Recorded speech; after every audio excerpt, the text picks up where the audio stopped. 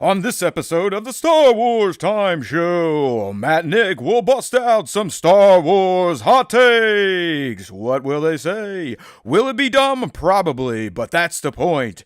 These takes are meant to get you a bit riled up in one way or another. Stay tuned to find out what nonsense these two may spew. Of course, they'll end the show with the question of the week responses and the latest round of top art Star Wars fan art.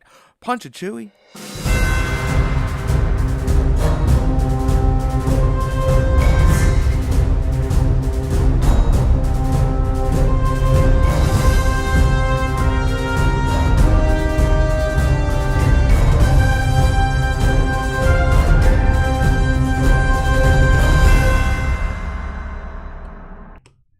Hey, now, buddy up in the SWTS getting funky.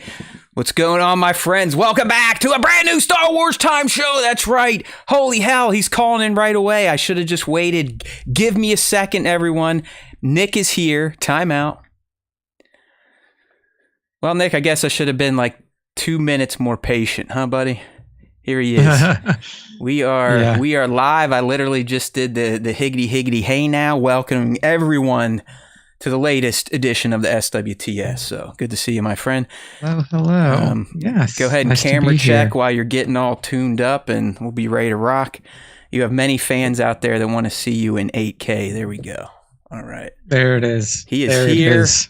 Fear not, the Emperor did not electrocute his ass and dump him down an energy shaft. All right. Not yet. All right, buddy. Well, I'm glad you could tune in here right when we get started, because it's hot take time. Hot takes 2024. Listen, we beg, borrow, steal from all over the place. Beyond the Dune Sea has borrowed a bunch of our concepts. So I was like, you know what? Those lovely gentlemen asked me to be on their show, I think early this year, and they were doing hot takes. It was fun. I figured I was getting kind of a little over the tier stuff. Might be back to it next week, but it was like back to back. Needed something different. I figured hot takes was the way to go. So Nick and I, we cooked up 10 of our own hot takes, but we also asked the fans. So when we get to the segment, we'll be covering our hot takes first. I picked 3 of the fan hot takes that I thought would be very interesting to discuss with young Nick, and then we'll move on with the rest of the day. So there's always time for Star Wars time. We're going to do some hot takes. We're going to celebrate Star Wars Rebels a little bit. Just in case you didn't know, this is the 10-year anniversary, already a decade-old series. So plenty to talk about, but before we get there, Nick, you know what we always like to do about this time, and that's a little Ask Us Anything. We really need a Fred for sound effects, but budget's just not quite there. So let's go ahead and get the Ask Us Anything up here. I will let you know, Nick, that we barely have any question a week, so it'll be another quick fan segment again, but we did get some questions. I will say that I think that the hot take question is just so like everything that people say online about Star Wars now is a hot take. So it's like pretty much. People are probably like another hot take. We got some good ones though. I think we got some ones that make sense. Maybe we'll agree with. We've got some others where you're like, what's this person smoking? Maybe even one of Nick's, maybe one of mine. You never know. That's the point of a hot take. So hopefully some non-fans tune in the middle of the hot takes and hear some of the ridiculous stuff we're spitting, because they'll be like, yeah, I figured these guys are a bunch of idiots. I can tune out. But that's the point of a hot take. If you don't know what a hot take is, it's literally kind of pulling shit out of your ass and really embellishing things. More or less, like Nick said, being a troll. That's what hot takes. It's a nice way of saying you're an online internet troll. If you just say, well, we're going to do some hot takes. But before we get there, they did have some questions for us, starting with Scion XTC. I like this one. This is kind of a callback to those of you that have been with us for a long time. But Scion's asking, does anyone still use Manscaped? If you remember, they were our sponsor when we first started, and they were with us for almost a year. I think it was like 10 months or so. Yeah, but they were very nice to us, right? I can't talk shit. Awesome. I mean, we let Manscaped down because we have a piddly audience and we have the inability to gain new audience members. We weren't generating enough sales, so why pay us? But Nick, do you still use any Manscaped from our tenure with the company? Yeah, actually. So, I mean, that was a while ago, right? That was like 3 years ago or something like that. Yeah. I was still using the nose hair trimmer up until like I literally like funny that this question just I literally just ordered another one today because my one from that like from 3 or 4 years ago finally like gave out. Oh, So, burned out finally. I was going to say, I still use the nose hair trimmer and the lawnmower 2.0. I'm down there. I don't yeah, go. Do you go straight to the skin, like you cleaning the shaft up fully, or you just trim it, like give it a buzz cut?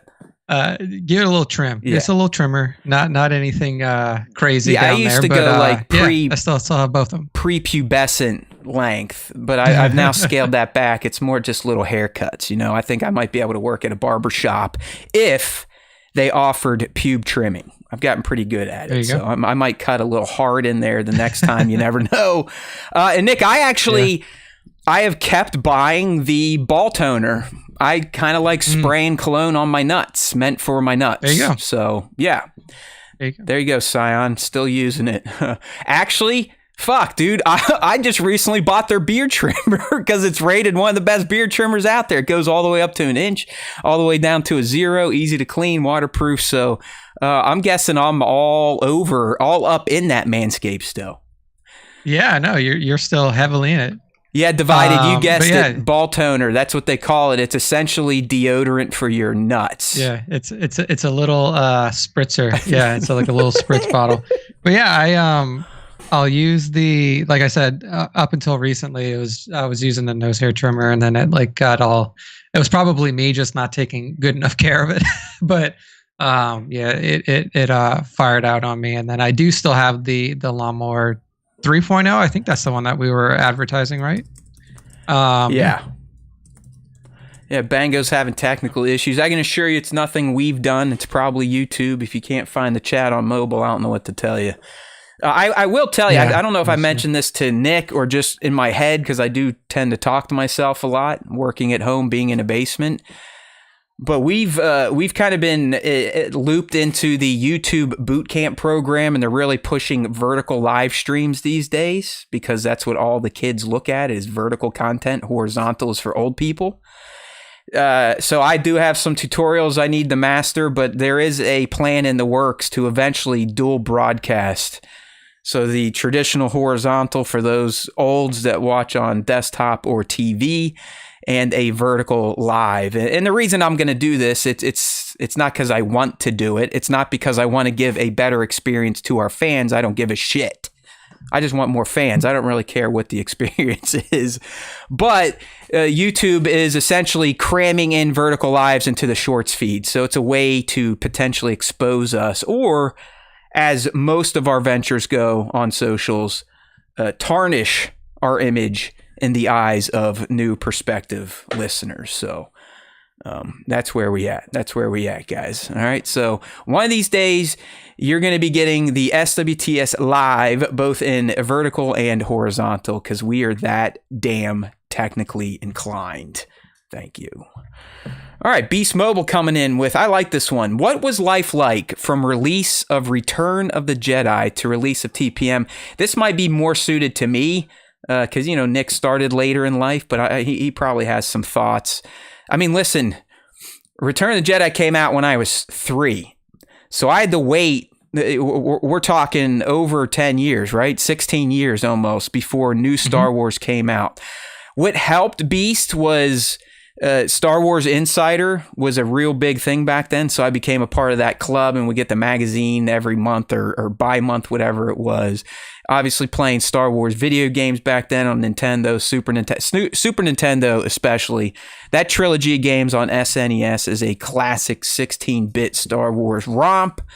But I did, starting in high school, I had something to look forward to in the special editions. Now, Nick and I, we dissected those a few shows ago. We recommend you go check that out in our archives. The special editions, while great for getting us back in the theater to see Star Wars on the big screen, as we have come to find out, a lot of the changes, most of the changes are horseshit, okay? For the most part, George tarnished what he had presented back in the 70s and 80s, but whatever. So I had the special editions, and then Beast, it was just insider trying to get any fucking scoop you could on TPM because the internet wasn't a thing back then either. So it's not like I could even get on the internet in the 90s and try to look for shit. I mean, there was like some archaic forums, and then eventually when I was in college, 1999, the year it came out, I got access to broadband being at Kent State, and then I was able to snoop out some less than up and up websites to find the trailer. But hell, even to watch the trailer, Beast, I would pay for Monsters Inc. tickets, watch the trailer, and leave. So that's how I survived. It was a combination of dreaming in my head about Star Wars and what it could be, playing Star Wars games, reading Star Wars Insider, going to the special editions, and then being an absolute fanatic, scouring the early internet to find any bit of TPM morsel I could before it came out. Yeah, I mean, yours is definitely way more extensive than mine. I mean, TPM came out when I was 10. Right, that's what I meant. Like, I didn't know if this would work well for you, but...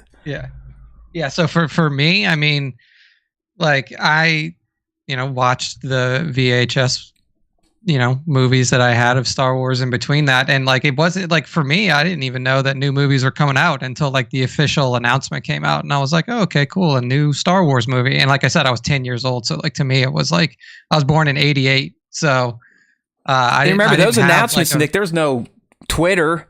It would be like on Entertainment Tonight or something. There'd be a quick blurb like, oh, George is doing a new Star Wars. Like, okay. Where can I get more information? Nowhere. Yeah, it's like, and then for like, because I was so young, like I didn't give a shit one way or another. Like I didn't have the sense, like the sensibility to be like, oh, I wonder if new Star Wars movies are coming out or anything like that. It was just like, well, here's the Star Wars movies, and that's what they are. Like, Nick's so like, I'm going through like, fucking me, puberty. like, I've got my own problems to deal with here. Yeah, it's like as a 10-year-old kid when TPM released, I was like, oh, cool. Like, you weren't even going through puberty. Like, you were like probably right on the cusp of it.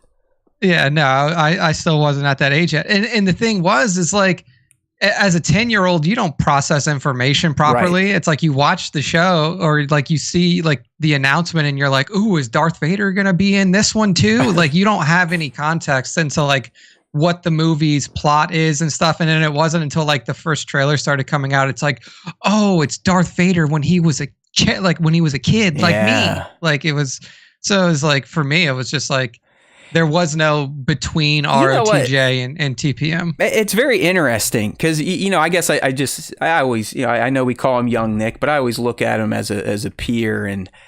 But it is interesting to think that Nick went through the prequels as a kid. I mean, I was 19 when TPM came out. I mean, I was well into finalizing my build, if you will.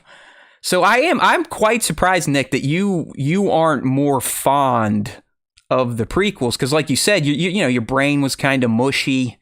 You didn't quite you weren't an adult yet, so you figured you would have really liked the Phantom Menace, which I know you don't hate, but it's also not you're not like me and you consider it the best prequel. No, I mean, when the prequels came out, like I was interested in them, and like I would, when they did the DVD releases and stuff like that, I would like mix them into my Star Wars watching and stuff. But like I didn't have like a particular affinity for the prequels or over the originals. You're an old soul. It was because like, I mean, to a certain degree, but it was also like I watched the original trilogy on VHS until the fucking tapes wore out. Yeah. Like, so like, even though I was born after the OT had released, it's still your era. Those were still my movies. Right. Like that, and when the prequels came out, like they were fun and stuff, but like once they came out on DVD, really the only one that I would like watch an equal, like close to an equal amount that I would watch the OT was ROTS. Like that was the only one that I really would watch regularly.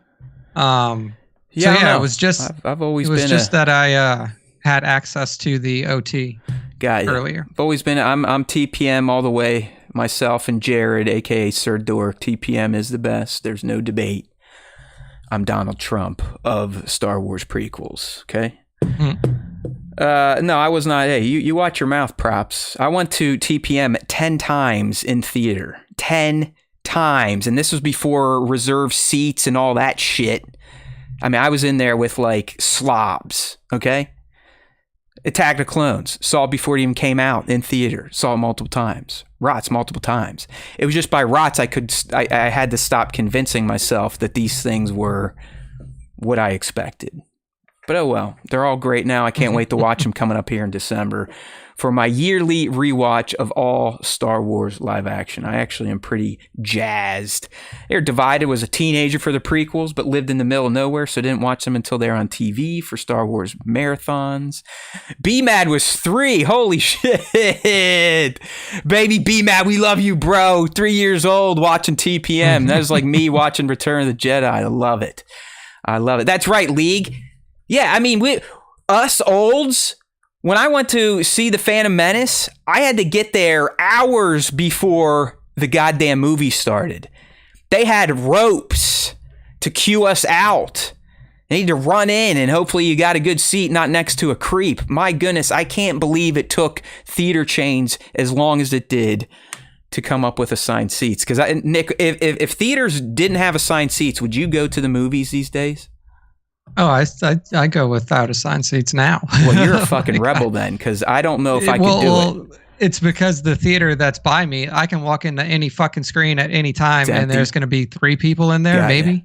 So like, yeah, I can't trust. You're not fighting for seats much anymore. I can't trust humans in my square mile because I typically don't leave my square mile. I have everything you need. I've got Best Buys, Chipotle's, AMC's. That's pretty much all someone like me needs because we got Amazon.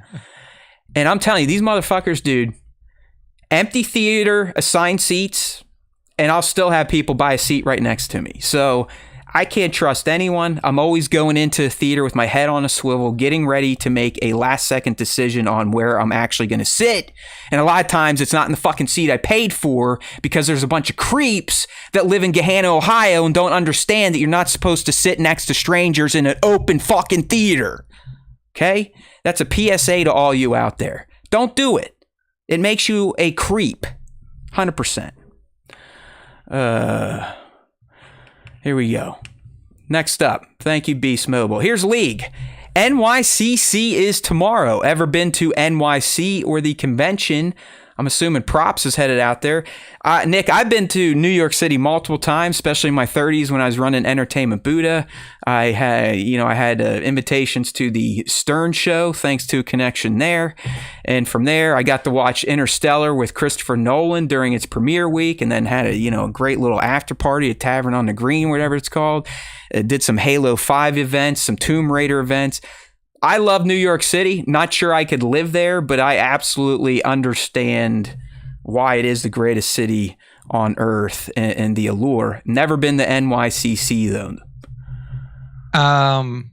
Yeah, I've never been to New York Comic Con, but I have been to New York City. You couldn't pay me to live there. Like there's no and the thing is like the home office to my new job is in New York, and like there's you could not pay me enough money to live in New York City. It's just it's not a type of city that I want to live in. It's a concrete jungle. You're just surrounded by fucking buildings all the time. I do not have any desire to live in a city like that. Nick, I'm assuming here, even though you did not get the dialect, did you grow up pretty rural? No.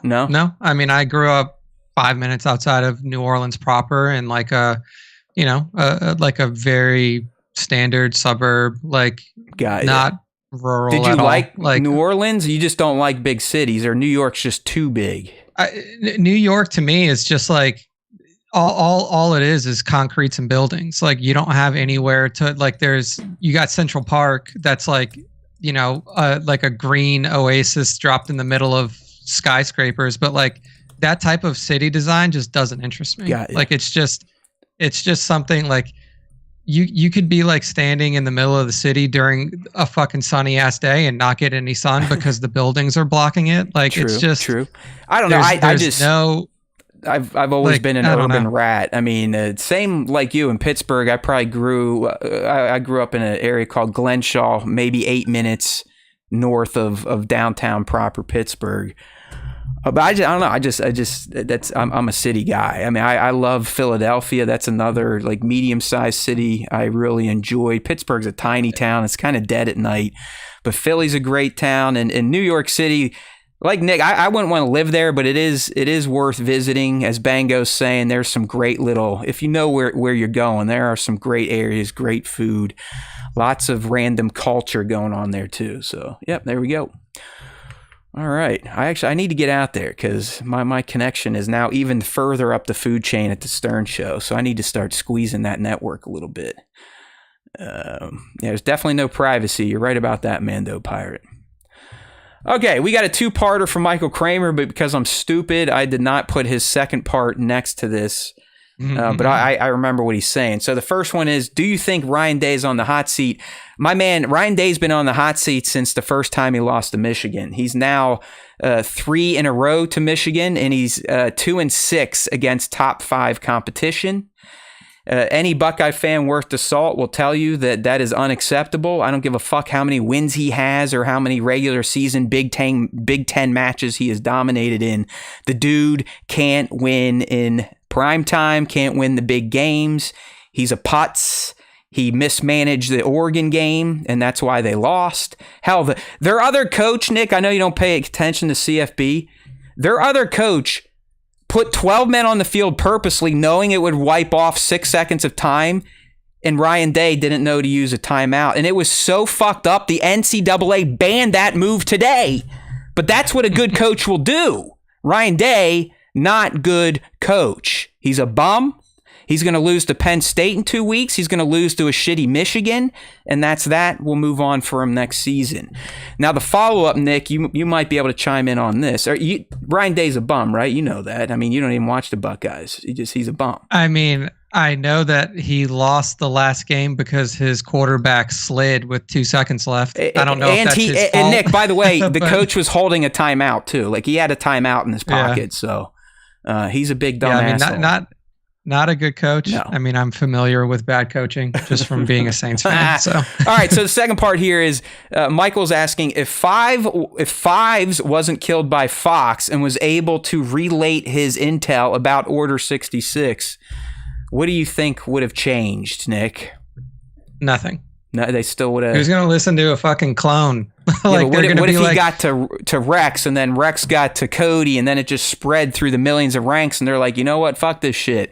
Do you think Palpatine would have just flipped it on and been like, screw you guys, or just nuked him? I mean, that's the thing, though. It's like, if it's just spreading among the clones, then you just go into the chip and be like, fry these motherfuckers and get a new batch, or just go, or like talk to the Kaminoans and be like, hey, there's some dissent happening here, so let's fuck with the chip. Like, I feel like sure, it may spread amongst the clones, but as soon as they start disobeying, then it's like, just okay, we'll just fucking kill them. Yeah. Yeah, I mean, if anything, I think you're right, Nick. If anything, it might have delayed the order for the Jedi extinction, but he would have figured it out. Like, he would have just cycled in a new batch and nuked millions of them. Be like, oh, my bad, it was a manufacturing flaw. Yeah, and that's the thing, too, is like, okay, well, they go to whoever. Like, they tell Anakin, or they tell people who the generals that they're working with in the Jedi Order, and then what are the generals going to do? The generals are going to go and say, talk to somebody else, and it makes its way up to Palpatine, and then all they say is like, well, these are defective clones. Like, we'll work on it, get a new batch. Yeah. Like, it's right. I just don't think it changes. I don't think it changes. Fair enough. So there you go, Kramer. As always, you ask and you shall receive. All right, what are your thoughts on Sister? You saw my thoughts on Discord. I'll fill Nick in on this. I'm not sure why Spencer's spinning his wheels on this one, but years ago in The Queen's Gambit, I guess it was a novel about Padme Amidala, they revealed that there is a transgender clone The reason it's making the internet again is because I think a big clone book has been put out that really deep dives into clones. Nick, it finally confirms in canon, in quotes, that Rex is the dude in Return of the Jedi. So it's one of those types of books. It really kind of connects all these clone threads. And they bring up Sister again, the transgender clone. And I'm like, here's my thoughts. I don't have thoughts on that type of stuff. That is nothing I care about in fiction or real life. If someone wants to be whoever they want to be or love whoever they want to love, I could give two shits. Same thing for fake stuff. Even more so for fake stuff. If a clone wants to be female, have at it, clone. It literally is nothing I would ever dedicate an ounce of my soul to outside of being asked this question. Yeah, I mean, you said that this was like something that was written 10 years ago. A few years ago, in like this clones has been around. It was for like a while. A Padme book. Yeah, it's like, okay. Yeah, I mean, I don't know. I mean, I support LGBTQ community. I support transgender people. I support whatever you want to be. As long as you're not hurting anybody else, I don't care what you do. Exactly. So yeah, like, if you're not fucking with me and my family or breaking the law, then do you. If that's shooting up heroin, have at it. I don't give a fuck. Like, everybody has the right to present themselves the way that they find to be appropriate. So. I'm not saying Spencer has negative views against this population. I think from what he was explaining, it's he just didn't think a clone bred male would do this. I'm like, well, what? I mean, natural birth people do it, so who gives a shit? Who cares? Yeah, I mean, I don't know why. But of course, it's not like you know why it's making the rounds, because we live in a fucked up society now where this type of stuff is made the bigger issue instead of having a candidate that stands on stage for 35 minutes and wavers back and forth listening to music instead of answering questions at a town hall. That's America. I mean, so here we are. Yeah, I mean, I feel like that, like, this is more of a quiz. Like, what are your thoughts on Sister? It's more of a question of like, what are your thoughts on transgender people? And I'm all for Go for it, people. Have at it, man. I could care less. Because guess what? You don't affect me. All right? I don't care. Okay. Let's go to Mando Pirate. Do you think Disney is bad at Star Wars? No. I think that they just don't understand that there needs to be a heavier hand in terms of like how things are produced, at least in terms of when you're going to do, like, if you're going to do a trilogy of movies like the sequel trilogy, then you need to have a bit more of a heavy hand at it. I think that a majority of the content that they've made is good. And we'll when we get to our hot takes, like, I have something that's kind of around this. Yeah. But yeah, I just think that they need a stronger directional force, or they need to have, what they really need to do is they need to have consistent writers across a lot of their content. And then that way you have a consistency across your storytelling. You have a consistency across the way things are written and a consistency across the way things feel. Right. I know that that's not popular. And like the popular thing now is to have whoever is directing. Everyone should have a voice. Show running. Yeah, like like they get to pick their writers and stuff like that. But I really do feel like what is needed is what was present when George ran it, which is a heavy hand to guide it, and that's what George was. Like, for better or for worse, that's what he was. Like, he was the hand guiding. He's the end all be all. The way what I say goes. And I think that's kind of what they're trying to do with Dave. I don't know if Dave. Well, one. I don't think that Dave has a strong enough personality or a strong enough, like, I don't think he has the confrontational ability to walk up to a creator whose show it is and say, like, you can't do that because I said you can't do it. Like, I think you're right. And that's what George did. Like, George would, like, we've told the stories a lot of times. Like, George would, walk into Clone Wars ideation meetings and just be like, this is shit. You're going to do this. Put this character in there. And then this guy's blue, this guy's red, this guy's name is Skibbity Doo, whatever. Like, he would just. I mean, dude, sometimes they'd be like, George, he's dead. And he'd be like, who gives a shit? Bring him back. He ain't dead anymore. He's like, Darth Maul's dead, George. He's like, not if I say so. Like, I think he did with Eve Koff, too. Yeah. like, dude, it's like in a property that is as big as Star Wars is, and like you can say like, oh, well, it's not that big anymore because they killed canon. Like you have to realize how much stuff that they have, like they have refilled canon pretty quickly. Like there are a lot of novels, there are a lot of shows, like there are a lot of animation. There's 5 movies that's come out, comic books, like the High Republic, comic books and everything. Like there's a ton of canon, and like you really need somebody that is going to be the shepherd of all of that and really have a strong presence in the room when things are being created. And like, you know, I don't think that Dave has matured to that point yet. I hope that he does. But I think that's the main issue, is like you've now opened up Star Wars to any creator that Disney deems viable to work in it. Whereas before, Star Wars was one dude. Star Wars was George Lucas, and that was really it. It wasn't until Clone Wars where like you started to get influence from other people like Filoni, and you know, Correct. when Rebels came around, like Simon Kinberg and all those other people who worked on it and All stuff. right. So well, listen, I'm in agreement with Nick. I'm not going to go that deep into it. I'll just say I think they have way more wins than losses. In terms of the story making choices, I agree. We had a real big fumble with the sequel trilogy, which one of your hot takes is around that. I found that one to be interesting. And it's hard to say they're bad at it when they almost made back their investment just after the first 3 films. So, I mean, if you consider the trilogy and Rogue One probably got them to about $4 billion, not all revenue, I understand, but it knocked a good chunk out of their. It added some ROI, if you will. So, from a pure business standpoint, they're fucking smoking it. So, it is what it is. 100%. Okay, this is a great one, Abigail. What do you set your thermostat to? Nick, I'm guessing you're warm-blooded, so I don't get to. I set mine based off of mostly. If it was up to Taylor, we wouldn't even run air conditioning, even during the fucking 150. So she runs cold, huh? She runs cold. I have mine during the summer months. It's set to 76 all day. Or do you have like tiers? And then at night when we go to sleep, I set it to 71.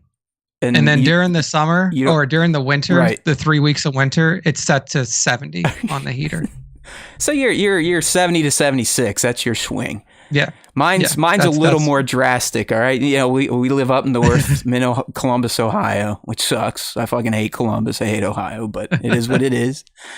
And I just had to turn mine on today, and it actually hurts me to turn the heat on because I know, well, now my bill is going to go up about $200 a month because I'm all electric. So, Abigail, right now, the winter tiers, you'll love this one.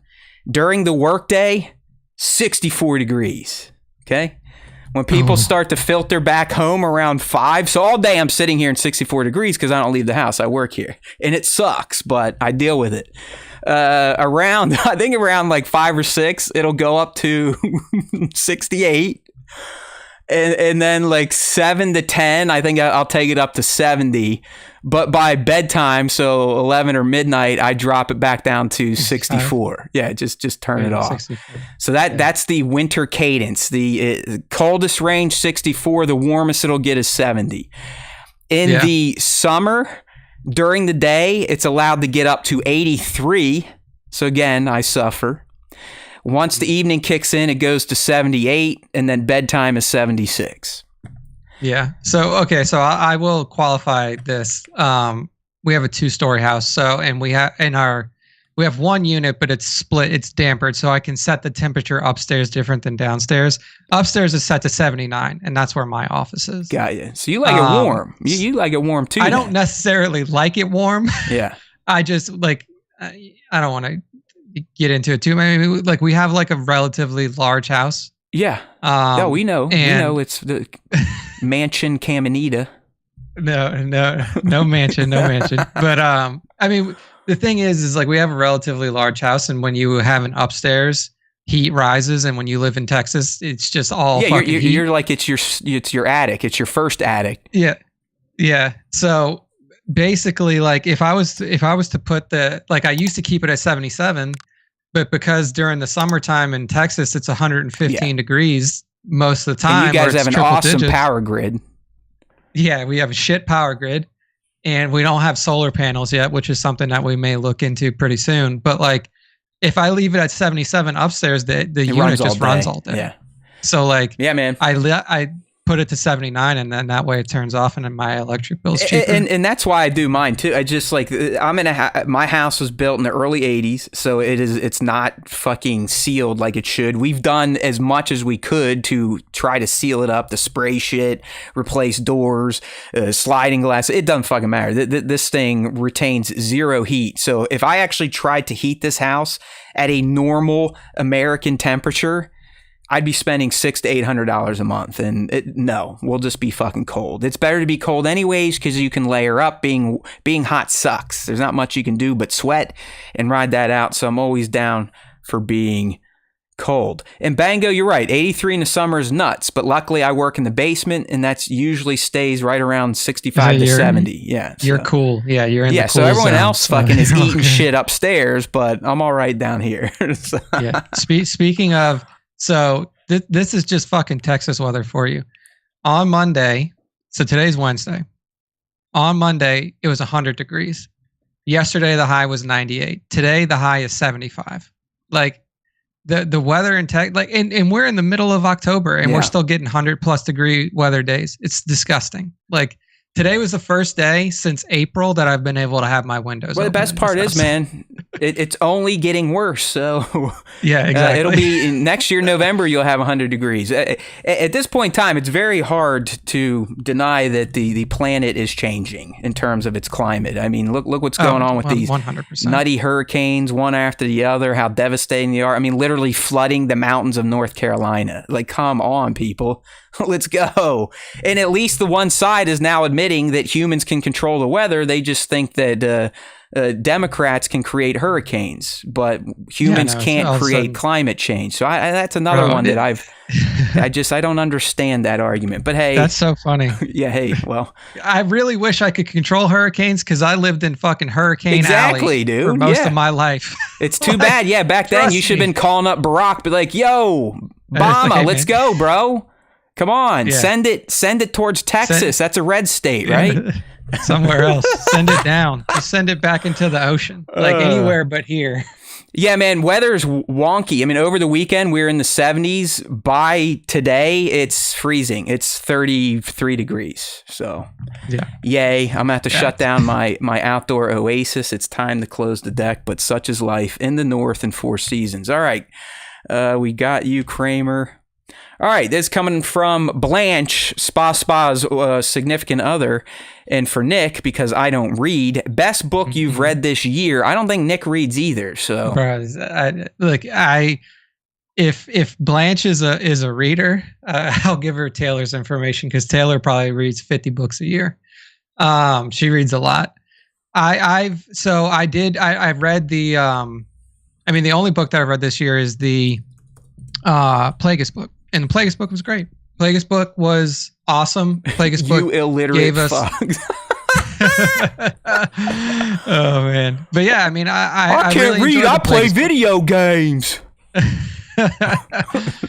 So yeah, I think that if you are a fan, obviously, we got a little bit into Plagueis when we were in the Acolyte times, stuff like that. So I was able to give a little bit of color to that conversation when we were talking about that character, and it was mostly from that book. So. Yeah, man, I'm kind of the same way here. My wife, especially when she was kind of taking a break from working, as we called it, she probably read no shit. I'd say 60 books. I mean, she is that's how reading freak. Like it got to the point. I'm like, hey, Head, can we start going to the library for these things? Because remember, we're single income now, and we can't just be buying $60 worth of digital books each week. So let's go. That's Taylor's favorite thing to do, is go to the library. Austin has downtown Austin has this incredible library that they built in 2019. Yeah, and that's one of her favorite places to go. And and also her previous job was the best perk ever for her. it was unlimited books that you could buy as many books as you wanted and expense them through the company. Oh, nice. So she was fucking buying. I honestly books every month.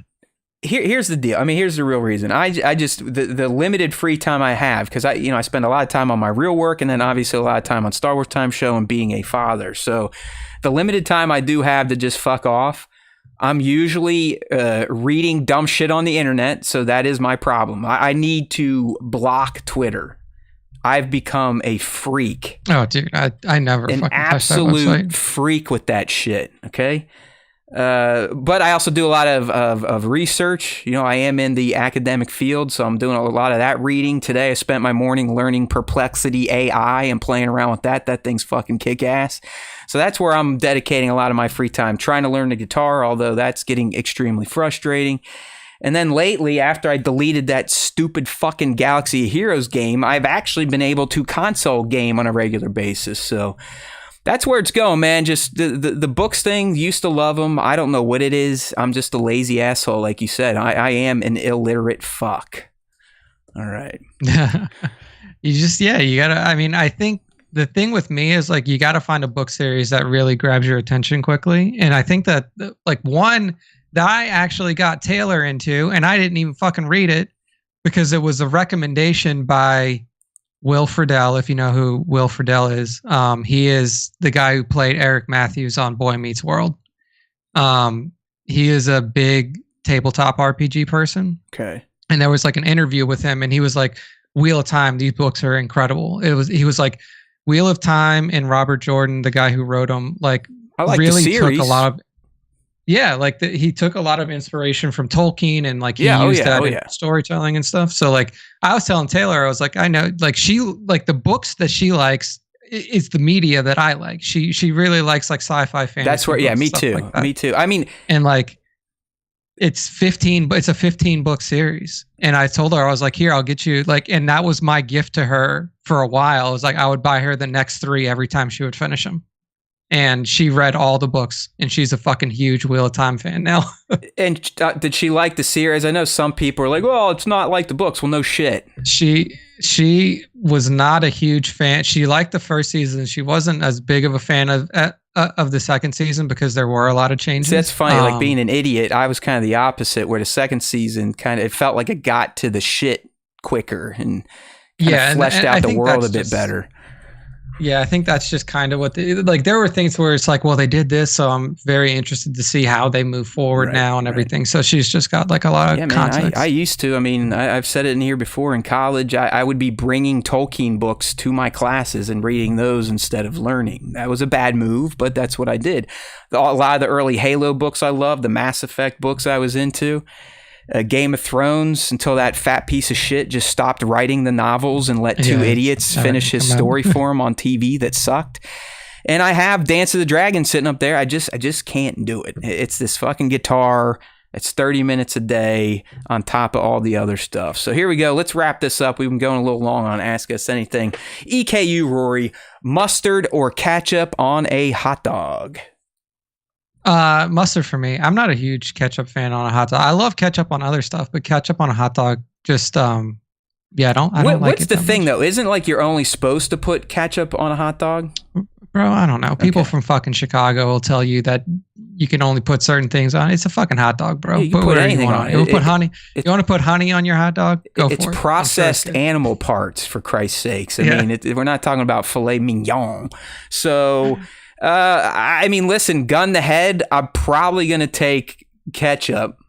I'm actually a dualist. I like both of them on there. I like the mix, kind of like you'd put on a hamburger sometimes.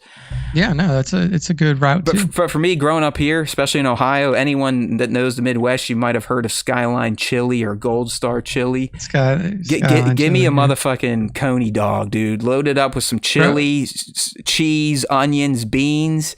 That's how you eat a hot dog. And they put mustard on there. I loved it. The chat is split. You got Joe saying spicy brown mustard. You got Bango saying ketchup is trash. Bat saying it's trash. Divided saying ketchup, mustard, and onions. Yeah. You got people all over the spectrum. Relish, them you're all. right. Johnny's right. Relish is good. under fucking served all the But time. like, if I'm gonna order a hot dog, it's gonna be a chili cheese dog. Straight up. Yeah, right. I'm not putting ketchup or mustard on it. I'm having a chili cheese dog. I forget. The chain was called Weenie Wonder. I don't know if it made it out of Columbus, Ohio, but the concept was Chipotle but hot dogs, dude. It was awesome. You could get. It was like a Reuben dog. You know, I mean, they had like weird shit, but they did have the cheese coney on there, or the chili dog, as you say. I wish it never went away. It was a great concept. Unfortunately, I think the area they put it in and the staff they hired is why it failed. You'd go in there and they'd look at you like, what the fuck do you want me to do for you, asshole? And be like, okay. Yeah.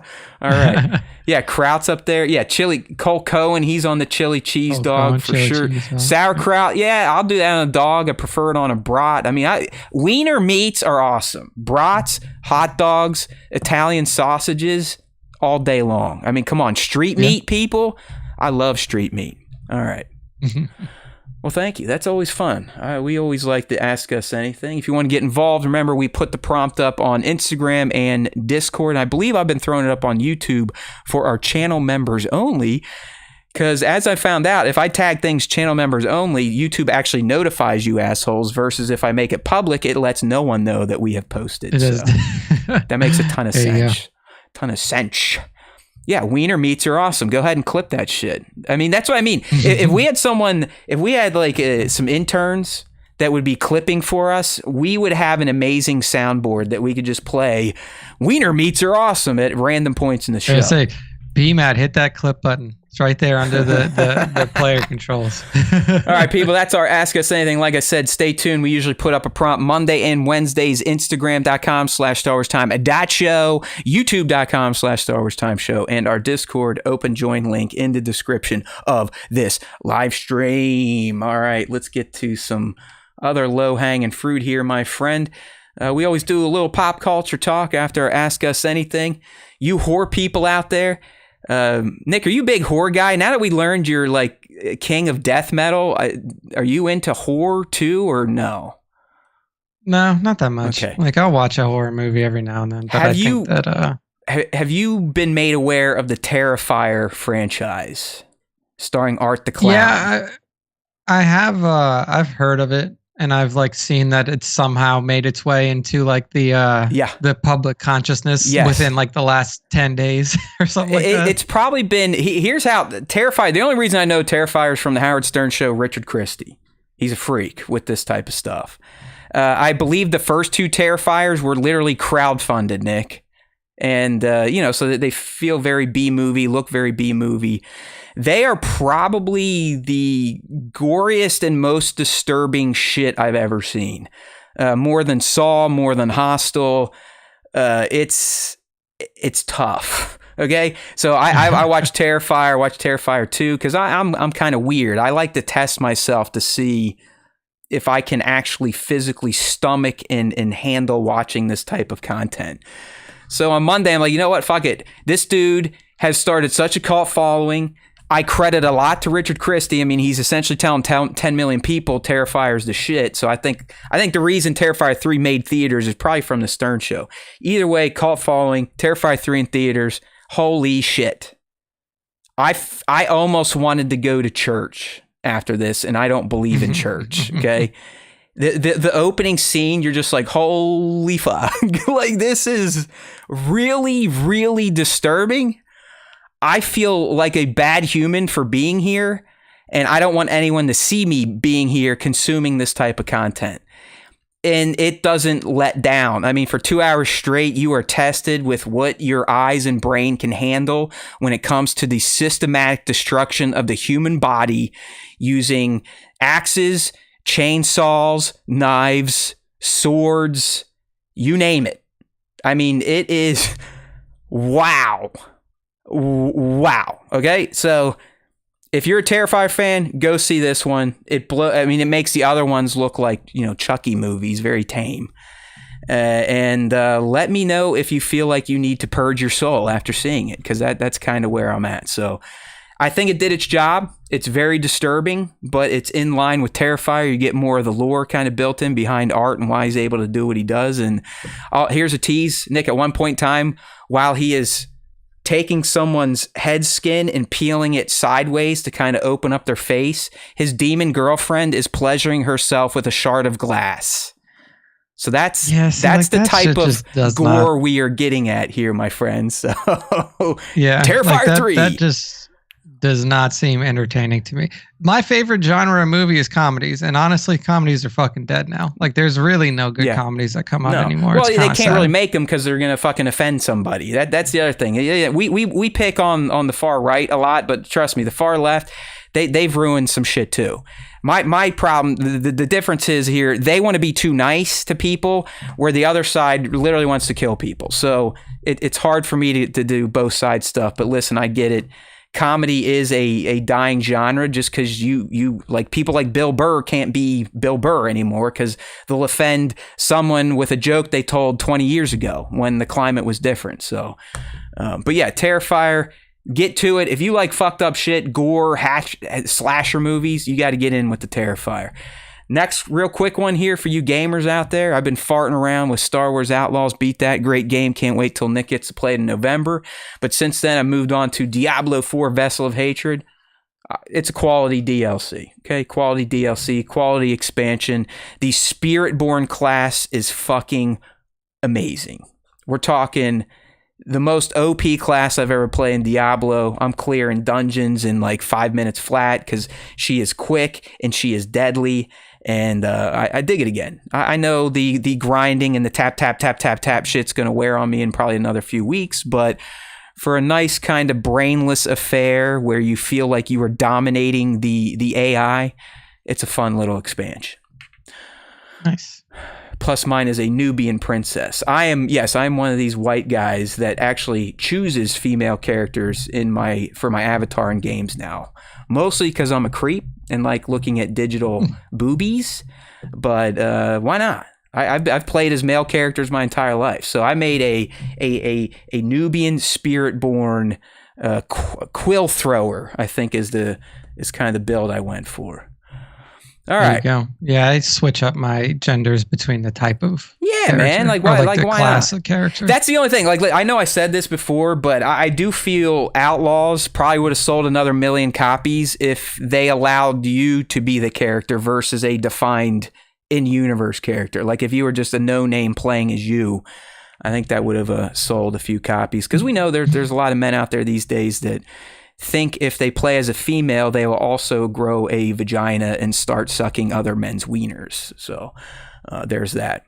All right, before we get into our Star Wars hot take special topic, we just want to do a quick celebration of Star Wars Rebels. Woohoo!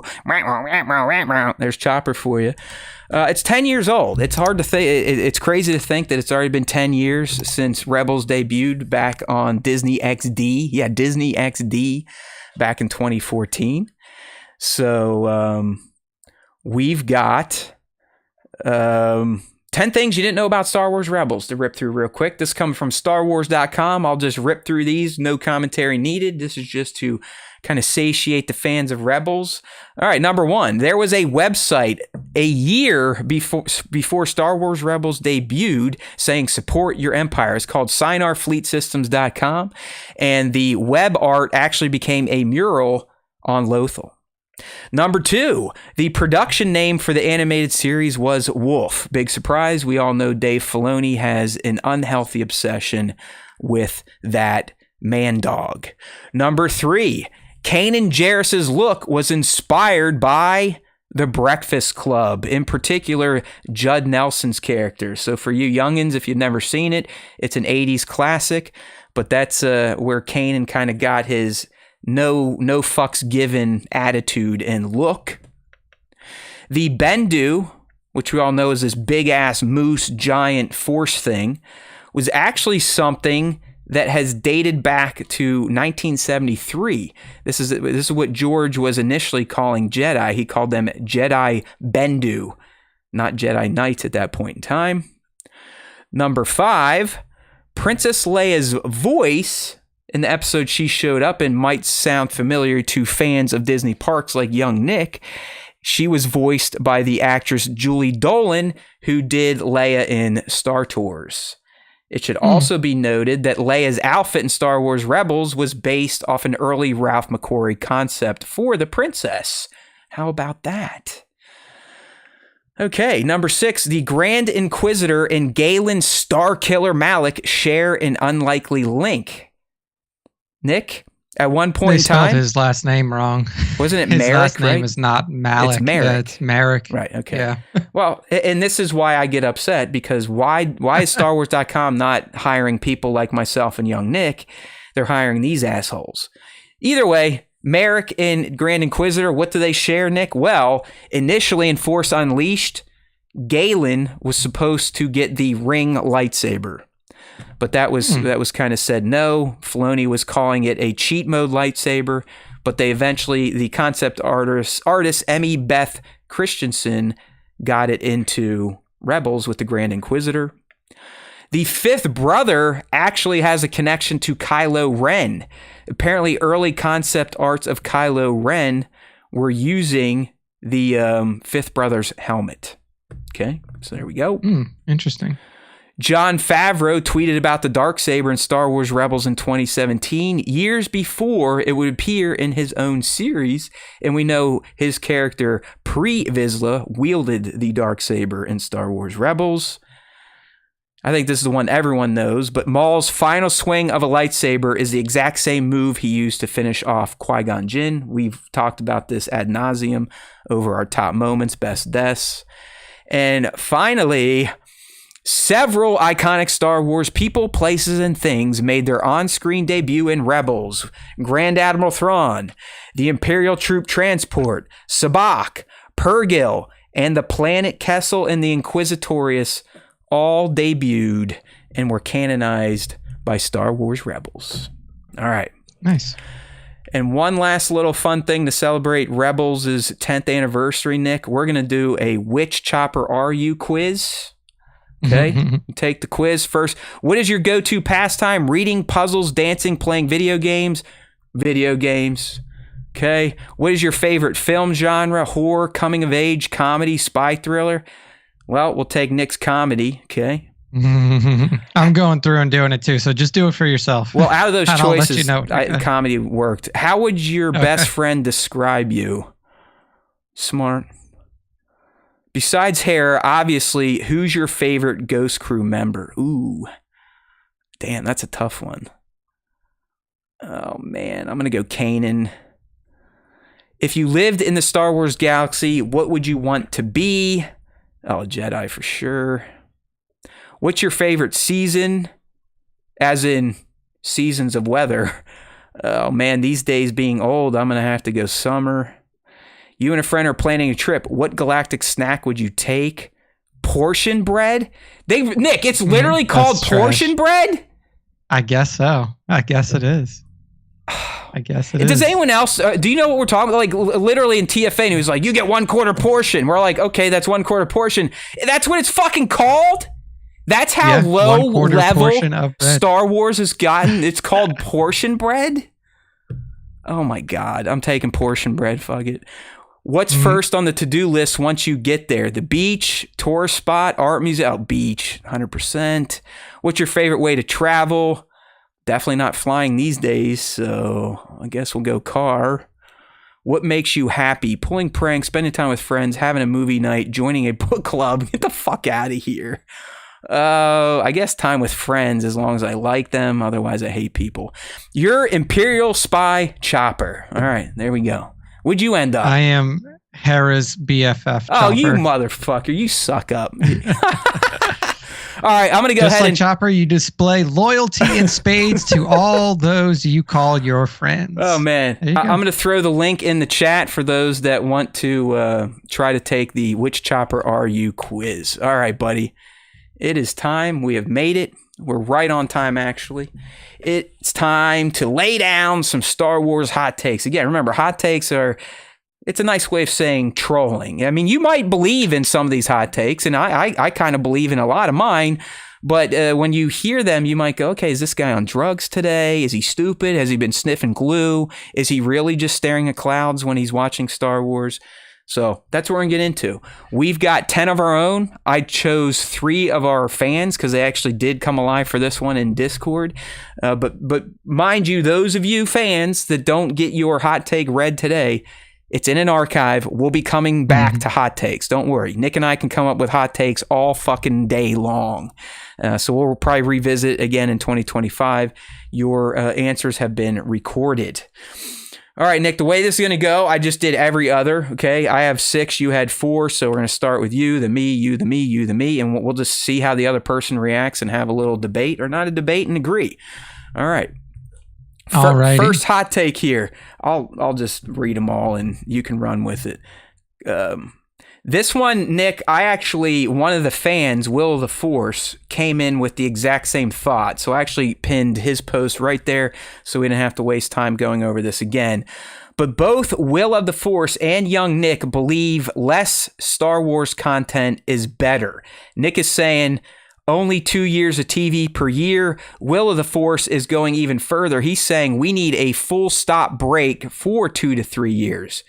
So the hot take here, everyone, is we need Star Wars to take a pause. Yep. So, I mean, my thought on this is pretty easy. Like, Star Wars was an event. Star Wars was always an event before we really got inundated with a lot of content. And I think that's what sustained it, you know? Right now, people don't care if Star Wars comes out or not. Like they're like, oh, another Star Wars show. Okay, well, I might watch it. Maybe I'll watch it. Maybe I won't. And the thing about it was, that's what The Mandalorian was. Mandalorian was an event. It was the first time Star Wars had ever been on TV.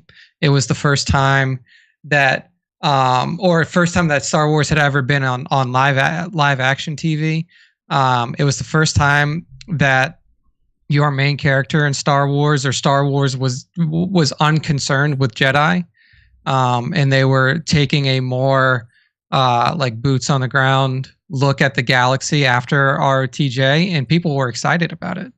But because we've just been overwhelmed with Star Wars content since then, there's no event status to it anymore. When a show comes out, people don't care. And people only look to criticize, and they have no appreciation left in themselves for it. And that's ultimately what's going to kill the franchise, like is the overexposure. Because as you see, and as you know, we've been seeing, as things become overexposed, they lose viewership. And if you look at the 2 least viewed shows, it's the 2 newest ones. It's Andor and it's Acolyte. I'm not counting animated stuff because I don't really know what Bad Batch's watch numbers are, but they're assuredly lower than any of the live action stuff. And if you just keep pumping out, and I'm not saying it's not even a quality thing. Like it's not even that like these shows are of lower quality than others, because I'll tell you this right now, Andor and fucking and Acolyte are better than Book of Boba Fett, both of them.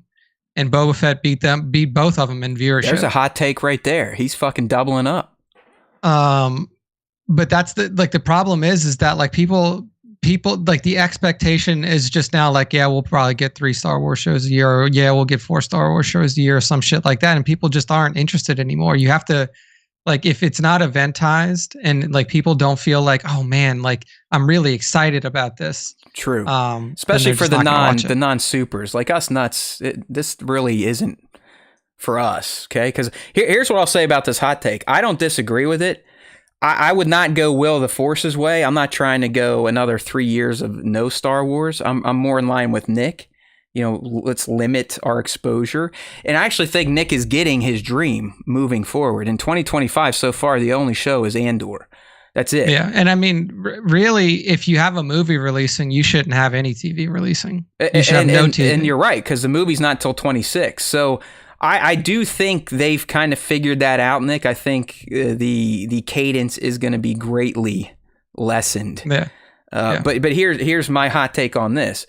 if we get to where there's barely any Star Wars every year, this fucking show is going to be a huge pain in the ass to keep coming up with shit to do every week. So, because there's literally, dude, we used to thrive on just news. Remember when we could just do news? We can't even fucking do that anymore because Star Wars is more or less dead.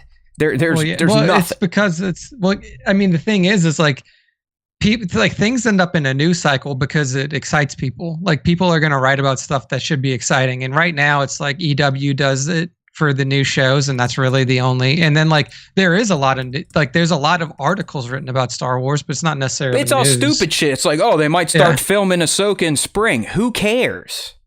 Like, so like give us news, give us leaks, give us set picks. That's what we used to do on this show. We're essentially a Star Wars news commentary show. Yeah, but I think the main issue now is that, like, people don't care enough for people to put out content like that.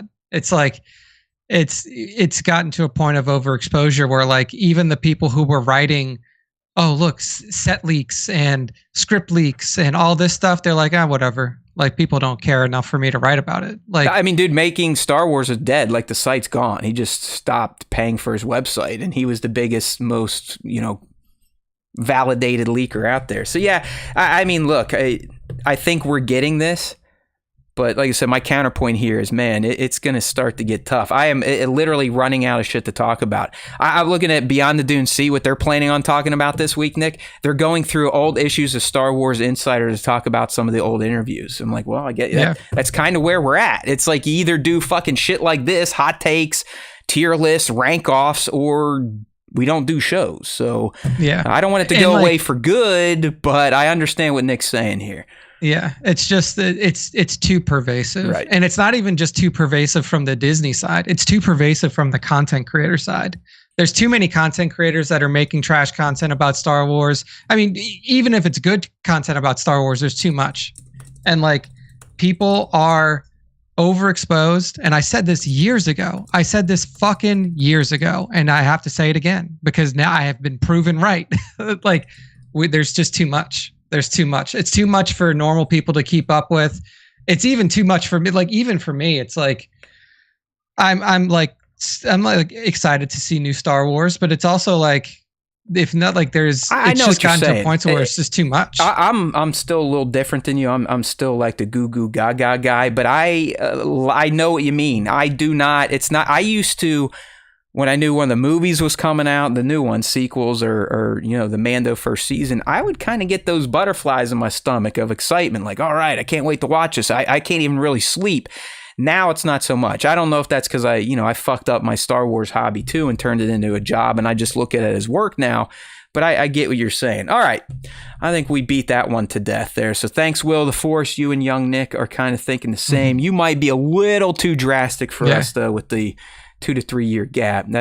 We're getting into when George Lucas was just like, fuck this, I'm done, I quit. I mean, but, like, honestly, I can't even be mad at him because it might need that. It might need a full stop. Well, the movies are getting it.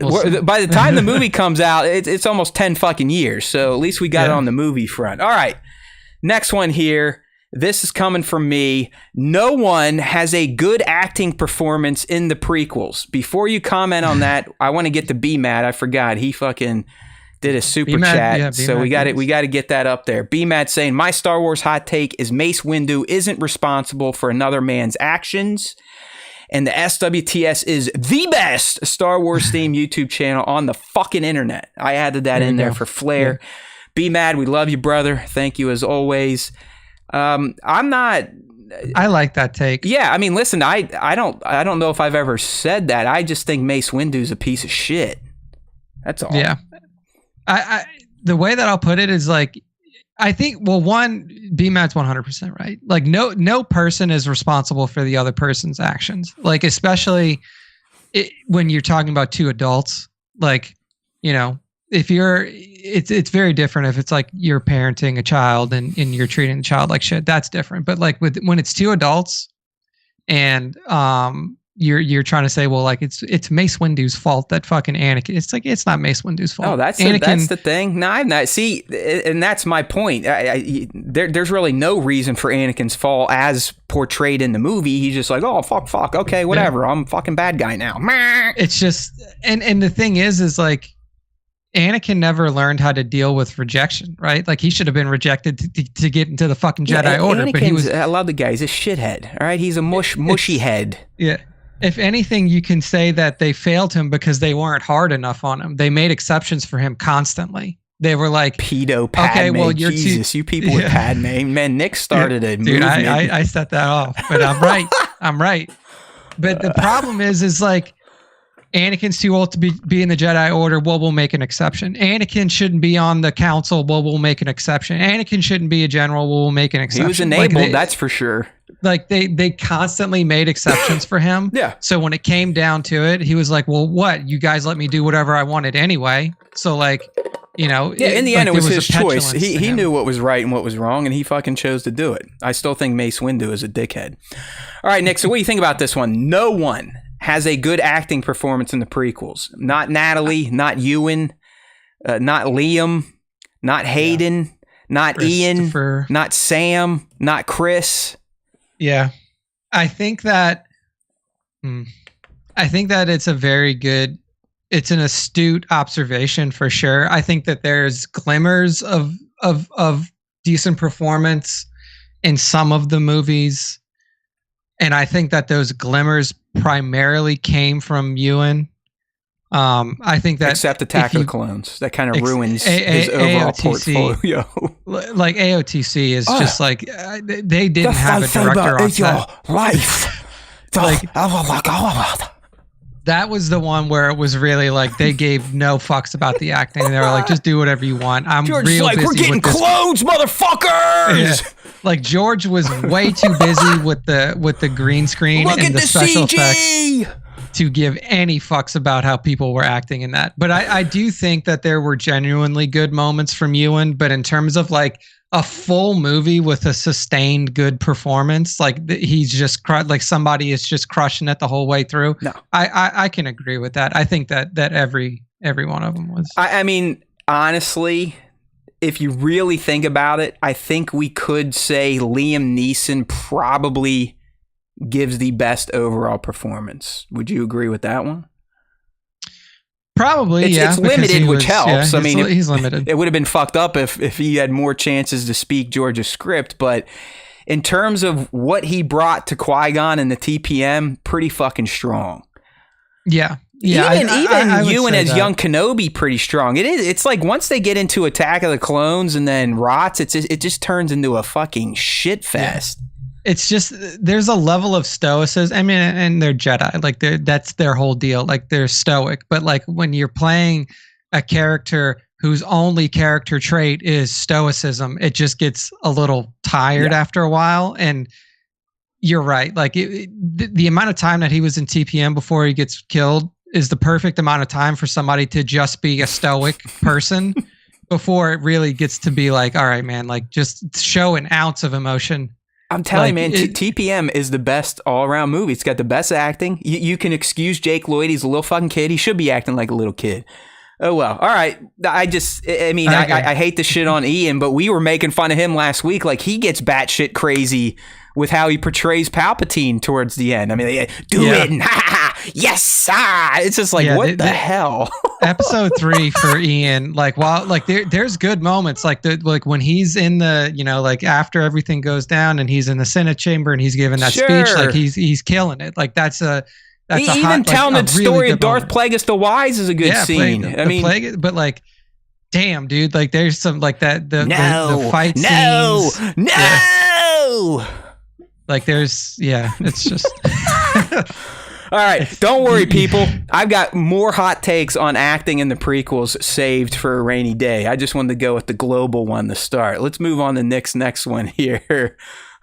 The Empire is a failure. You know, it's kind of a true statement, so I want to hear kind of your thoughts behind this being a hot take.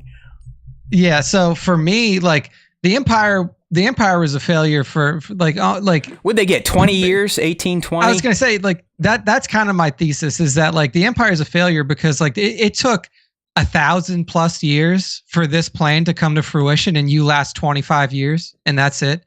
And you get brought down and it's not, and here's the thing is like, there wasn't like a concerted effort by all of these different planetary systems to like band together and fight against the Empire. They literally got taken down by like scraps, cells, and like like the super small rebel cells and stuff. People like living that. in caves, like Saw Gerrera.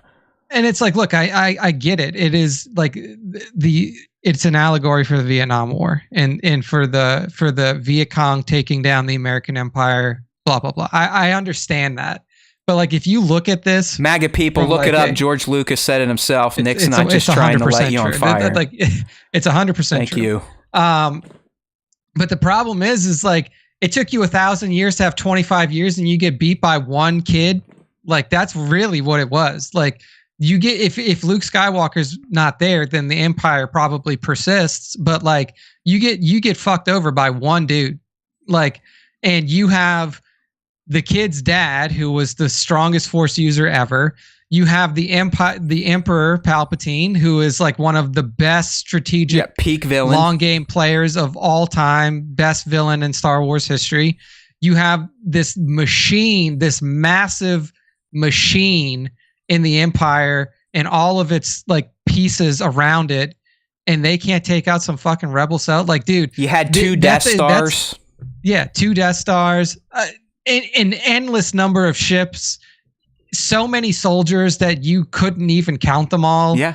And you last 25 years. That's it. That's fucking embarrassing. Well, B-Man brought up a good point. Remember when the armor was kind of talking shit? She's like, they only lasted 20 years. Mandalorians have been around for generations. So, yeah, I mean, they were bums. And I mean, honestly, they were bums from the get-go. And Bad Batch kind of showed us this. I mean, literally, rebel cells were springing up the moment the Republic fell. Yeah, and it's like, you have an entire ISB that is dedicated to like, hey, make sure that no bullshit happens and fucks this up for us quickly, and just immediately they fail. Like, it's actually impressive how fast of a failure the Empire was, given the millennia of lead time that they had to prepare for this. The odds were in their favor. There's no doubt about it. Yeah, it was 100%. stacked. They were stacked against the galaxy in any form of uprising. Yet they could not stop the twins. Yeah. All right. I mean, listen, that I agree with that hot take. Here's what they did not fail at, though. They did not fail at their style choices. Those motherfuckers knew what to wear, and they knew how to design their fleet. Because you definitely did look cool. You ain't getting a sexier looking armada than an Imperial armada. Love that shit. All right. That is right, man, though. We did learn this. Problem with the Empire, Nick, with all these assets at their disposal, they were still cheap asses trying to get rich on their own. All these Moffs and that's the thing, admirals, they just couldn't. Thrawn called them out in that Tales of the Empire. He's like, hey, these fucking idiots. You know what's wild, too? Is like, you run the whole fucking galaxy. Money isn't a thing. Dude, what do you pay? Like, who are you paying? Like, it is the one plot hole that makes no sense for the Empire, and we really kind of railed on this with Bad Batch when they're like, "Oh, we're taking your fucking money from Project Necromancer to now divert it to whatever the fuck the Death Star is called, Stardust." It's like, wait, just do what you want. Make more fucking clones. Just say make them. It's like you're literally using slave labor the whole time. It's not like you're paying your workers. And what, like, you have the ability to overinflate the credit to a point to where it's useless. So you just say like, yeah, plumber dude, I'll pay you 1 million credits. Right. And then he's like, well, yeah, I'll do it for 1 million credits. But then at a certain point, you can give credits as much as you want. It doesn't mean shit. Exactly. Like, I think their point was money really didn't matter, but the reason they kept needing it for their war machine is because the people at the top were hoarding it. Yeah, there's something. Yeah. It had to be something like that, but it was an abject failure in any way that you look 100%, at it. 100%. Bunch of bums. Go Team Rebels. All right, next one here. Coming from me. Oh, Nick's going to hate this one. This is a true hot take here. Padme is the hero. Attack of the Clones is not the worst Star Wars movie. Attack of the Clone is not the worst Star Wars movie. Okay. Eat it. What do you think? I mean, the thing about anything like this is it's like it's always a personal opinion, Right. and I can't really argue against somebody's personal opinion. Well, that's what 'cause, hot like, takes are. So go ahead, do it. I just don't like it because like you mentioned, like the acting in that movie is awful the whole way through, and the CGI is even worse than the acting. But in the some campiness places. adds to the allure, Nick. Yeah, I mean, if like, and some people like that. Some people like, I like really campy movies, but it's like I like campy movies that are like, hey, this is like a B horror movie that's like clearly being Terrifier made by 3, like but it's disturbingly campy. something like that. Yeah, like, but like I can't argue against this because like everybody's rankings are their own. Like, I think it's the worst one, but there are a lot of people who really enjoy OTC. Yeah, I'm not kidding either.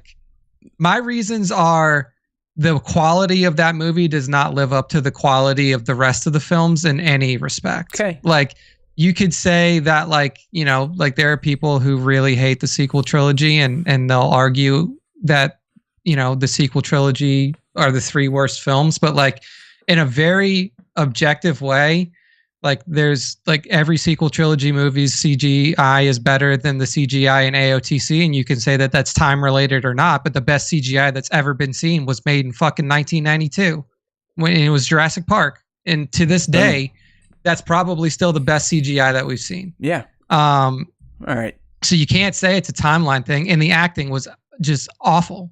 And I think that in the sequel trilogy, even though you didn't are like the delivery of sand being rough, coarse, and irritating, just the best line ever written. You didn't like I wish I could wish it all away. Yeah.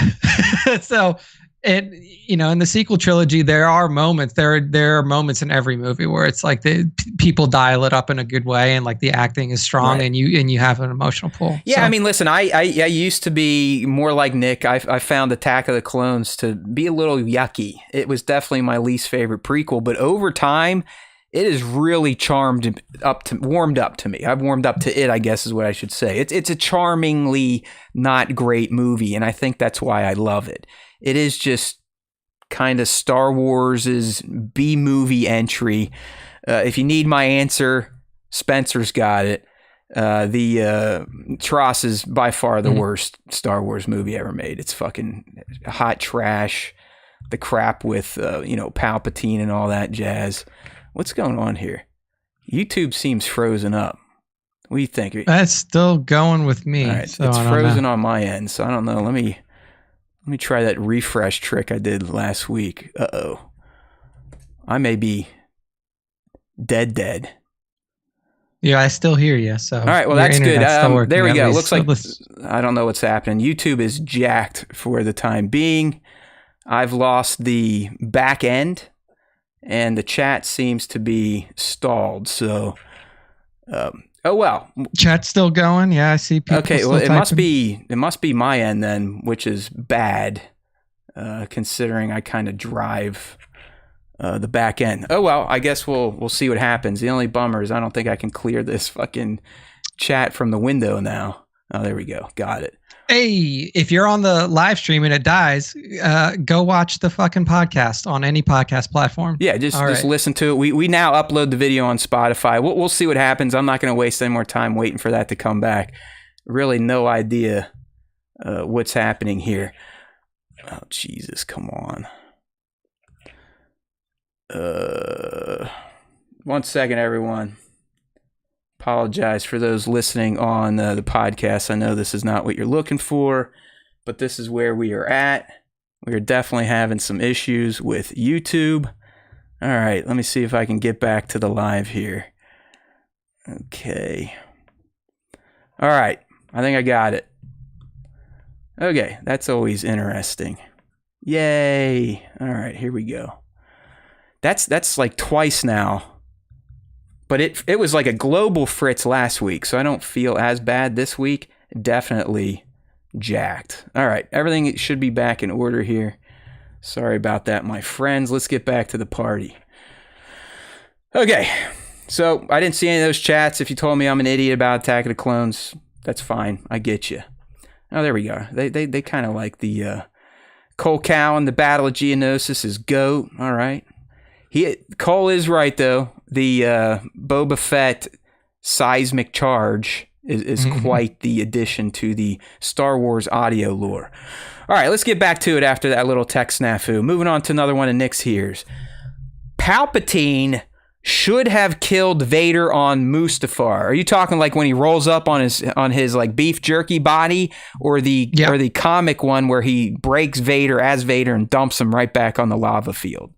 No, like right when he rolled up to him. It's because Vader in the fucking OT is completely useless.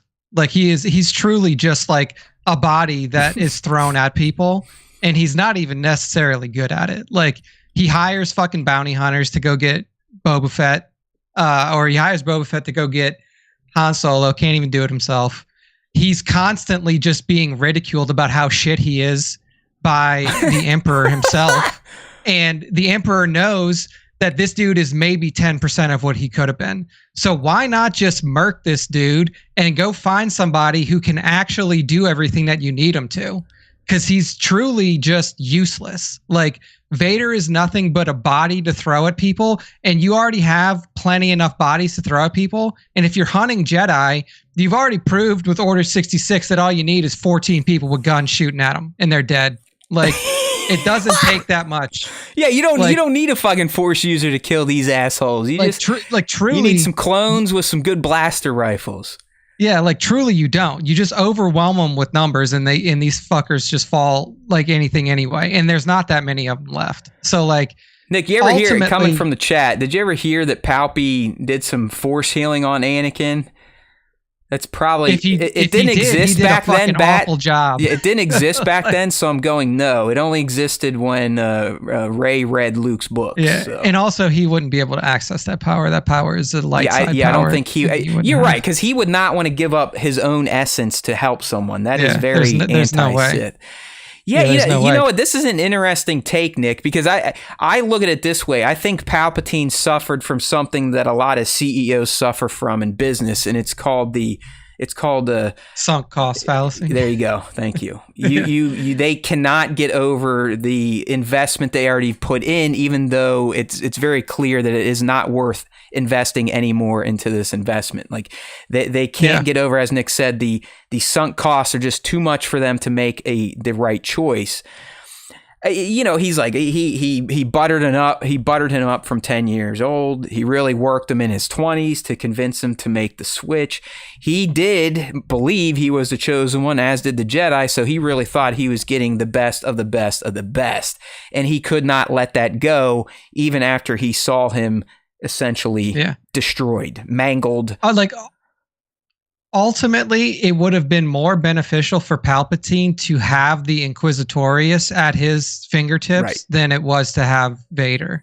Because Vader, was running the Inquisitorius by himself, was shitty at it, was truly just, completely useless at running the Inquisitorius, to the point to where, it's dissolved before we even get to the OT.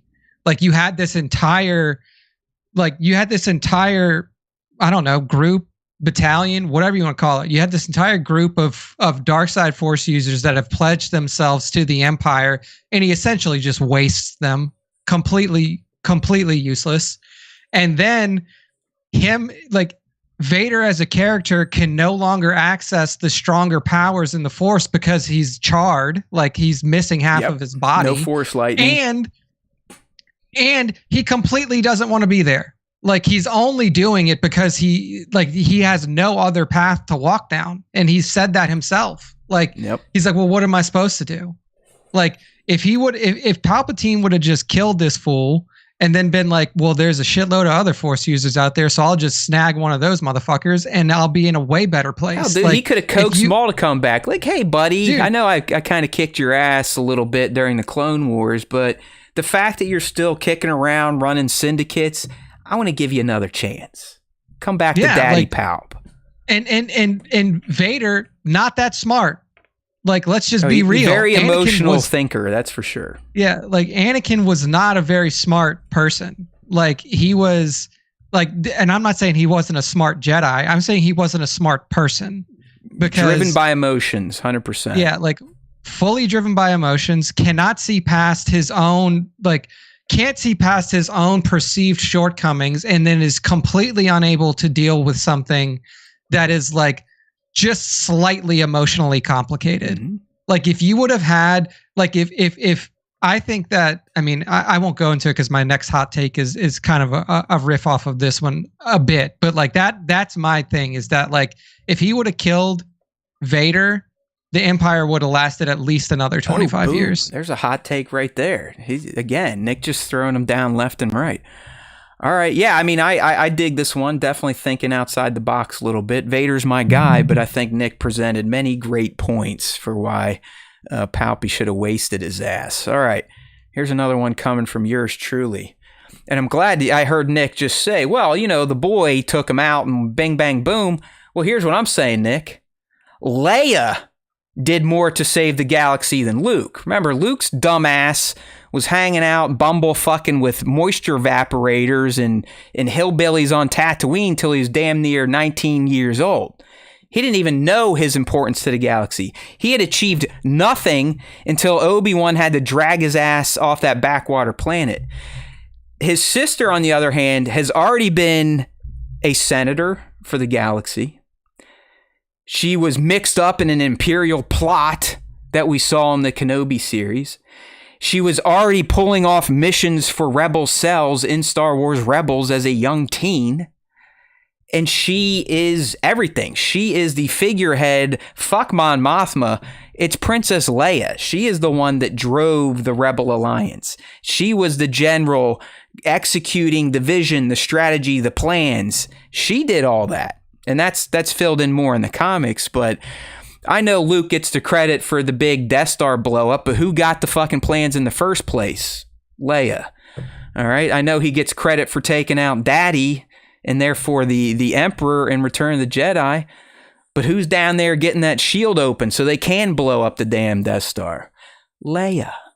All right. Leia, to me, while she doesn't have the big galactic-wide legendary moves, I ultimately think she did more to vanquish the Empire than Luke ever dreamed of doing. Yeah, I mean, I 100% agree with this. I think it's like, you know, the way that I would describe Luke is like he's a closer, but he's a closer that comes in for a fucking pitcher that's throwing like a 2-hitter, right? Like a 2-hitter shutout, like. And they're like, go ahead, Mariano Rivera, go ahead and close this out. It's like, yeah, but you could have left the other dude in, and you still would have had. I like that analogy. Like, yeah, you still had the game if you just if Luke wasn't there. Like, I think that like you could say that, like, yeah, like definitely, you know, his ability to access the Force in A&H and take out Death Star was clutch. But like, I think that ultimately, if Luke didn't show up, they still take the Empire down. I still think that they have it. And I do think that it was heavily thanks to Leia and the group that she was working with to actively oppose the Empire. And like Luke just comes in at the end and he's like, yeah, I got this. He's fucking man. I'll close it out. He's the Mary Sue. He's the Bobby Sue. So he just comes in, he's like, take a back seat there, lady. Let me mansplain this hero shit to you. Let me show you how to do this. I'm going to go blow up this fucking Death Star that you all have spent the past 4 years figuring out how to get the plans, but I'm going to go ahead and be the exclamation point on that 4-year journey to blow this bitch up. Even if you think about post-fall of the Empire, what does fucking Luke do? While the remnant's out there, he's out. He's like, you know what, Leia, fuck off. I might train you, I might not. I'm going to go around and look for Force relics and shit. Just hang out. Yeah. It's like, I'm just going to fucking hang out. Luke's journey was definitely, I mean... He's not at the Battle of Jakku. He didn't fight the Empire for the 4 or 5 years after Return of the Jedi. He's out fucking putzing around the galaxy. Dude, he didn't fight the fucking First Order when it first came up.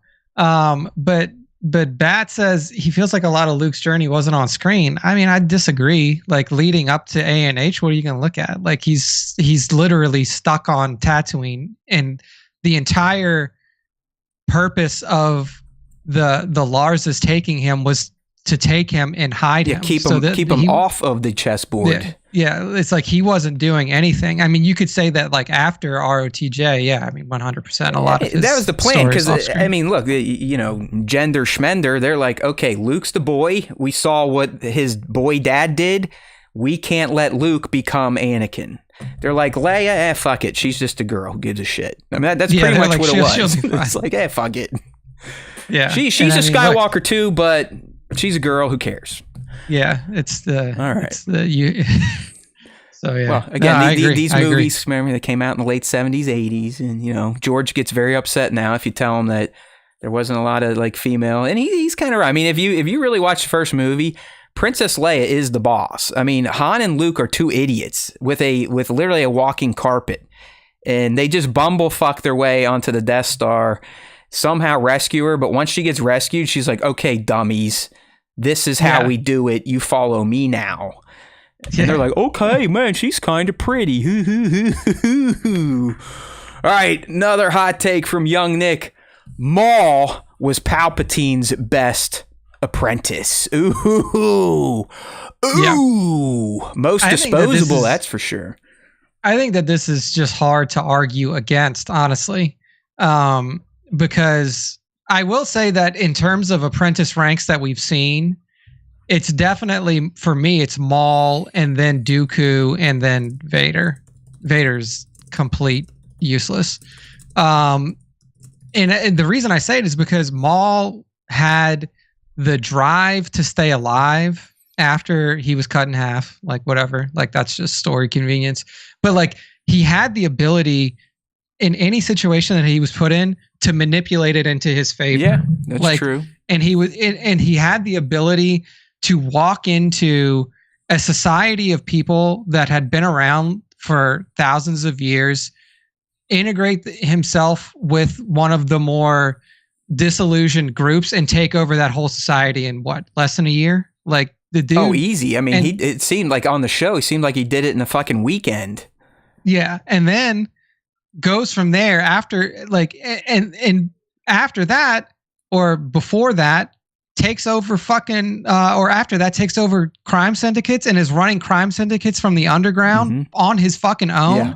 Like you're making some good points. I mean, he's kind of the best of Dooku and Vader, which is what Palpatine thought he was getting in Vader. I mean, that was the whole idea. It was like, all right, I need this animal, but I also need this strategist trained in the Jedi arts. That was supposed to be Anakin. But Maul, he's got, surprisingly enough, based on him literally just being an animal in TPM. I mean, he says what, like 2 words and just grunts and snarls.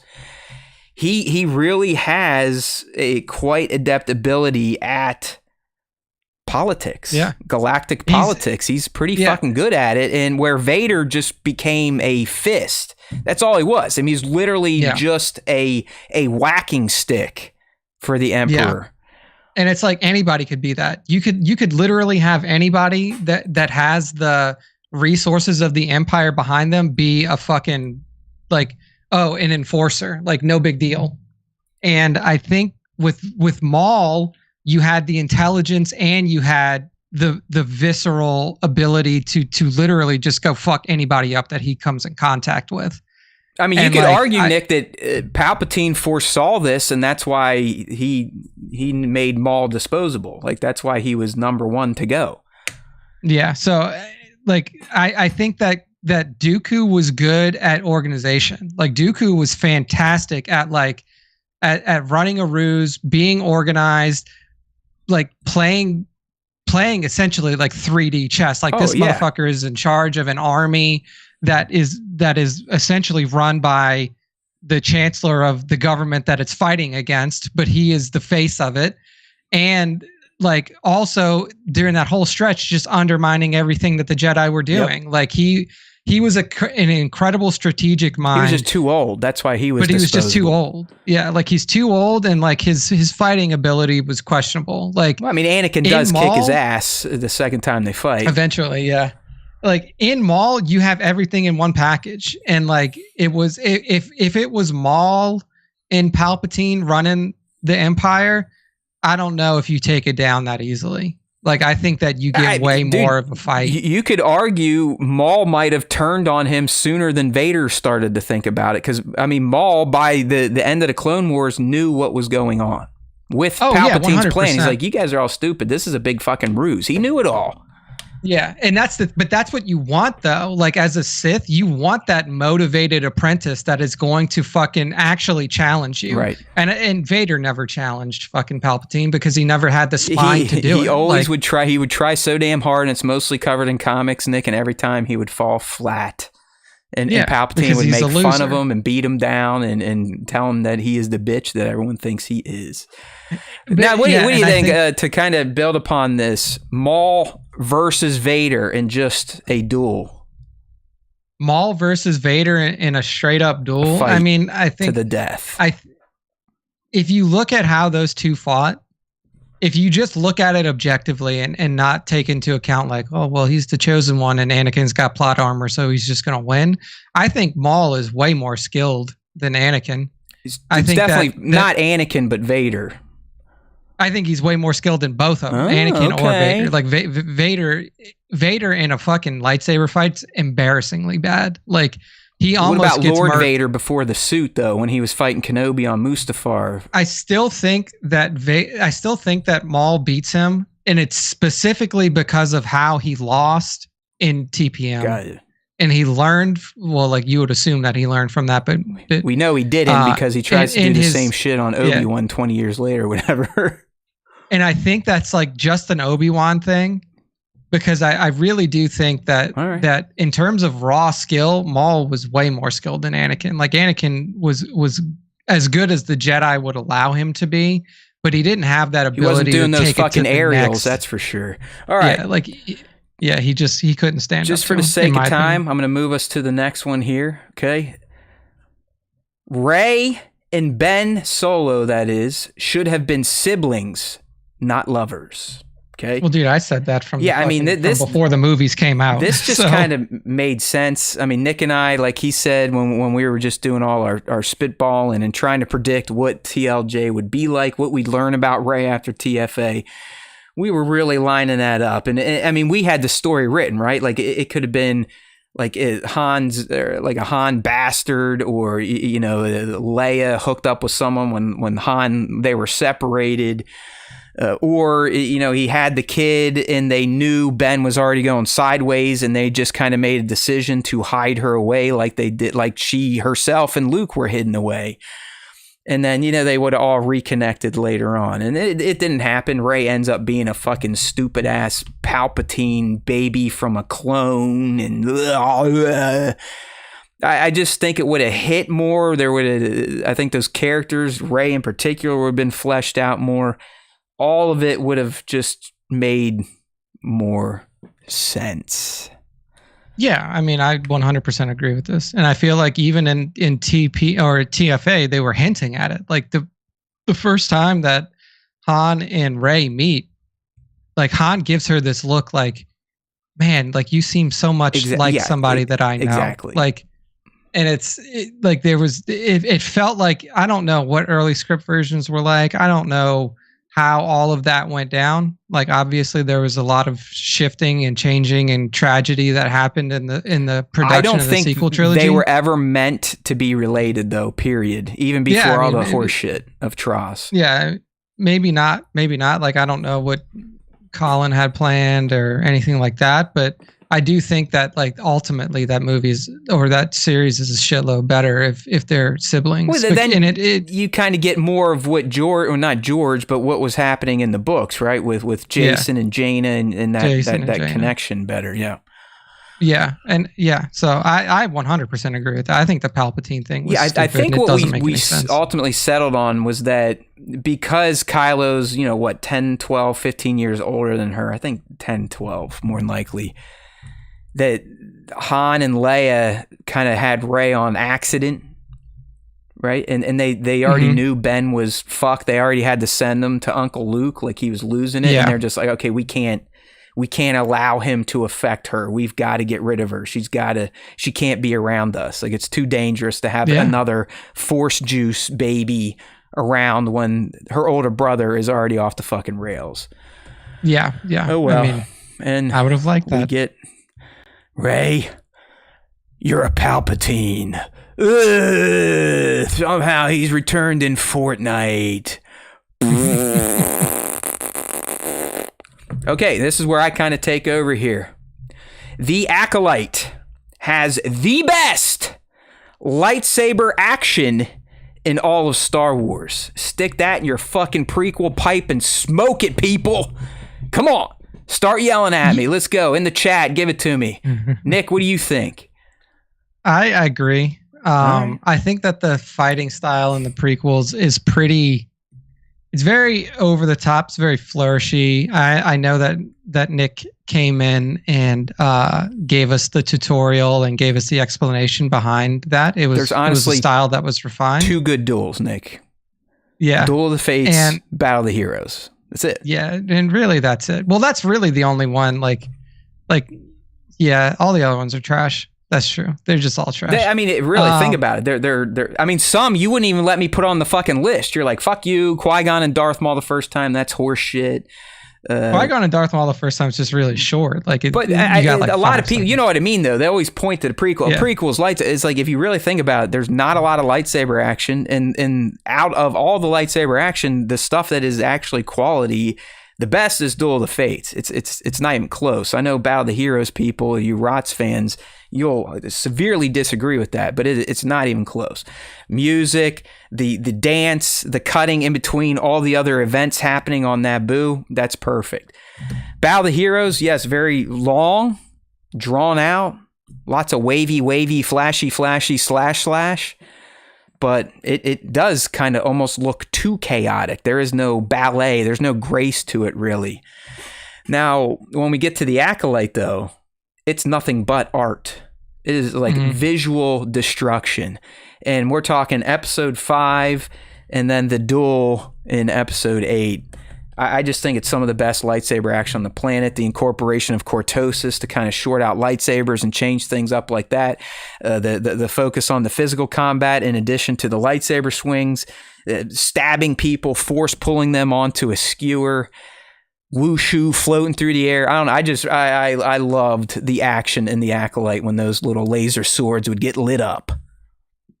Yeah, I mean, I really enjoyed the lightsaber fighting in the Acolyte, and it's because it felt more visceral. Like I got to read this one because I'm giving B-Mad credit because B-Mad straight up prequel generation. This is why we love them. Prequels equal rave with laser swords. Acolyte equals violence, stabbing, brutality, neck-breaking action. I couldn't sum it up better myself. Yeah, it's just when you watch the prequel fight, you're like, ooh, flashy lights, that looks cool. And then when you watch the Acolyte, you're like, holy shit, this dude just got fucking murked. Like it's just it just feels way different.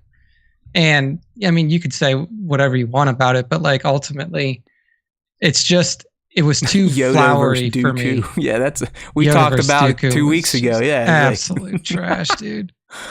It's just absolute trash. It's a shame. I mean, listen, I got other Acolyte hot takes, not for today. They're for our next time we do this. But if anything, we're being robbed of more of that type of lightsaber action with Kamir in particular.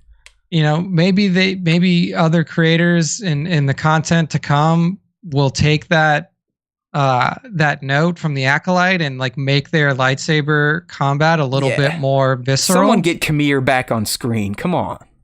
Bro, I wish. Come on. What a shame. I mean, that is the biggest shame out of all this. I mean, all the horse shit besides the fact that Kamir that's it. One and done. We're not going to get anything else. That's a fucking crime. Yeah. That's all right. Crazy.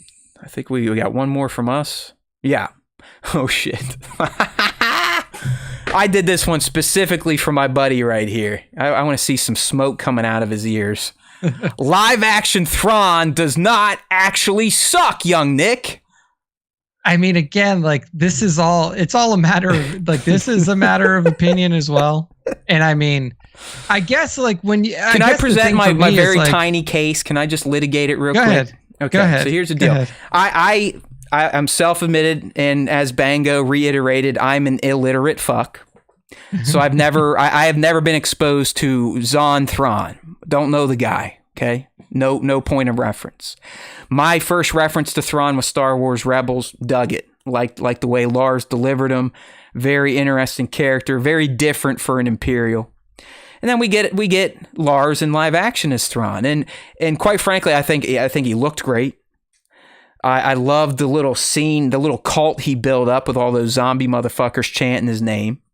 I loved the way Lars delivered his lines. I thought it was spot on Thrawn.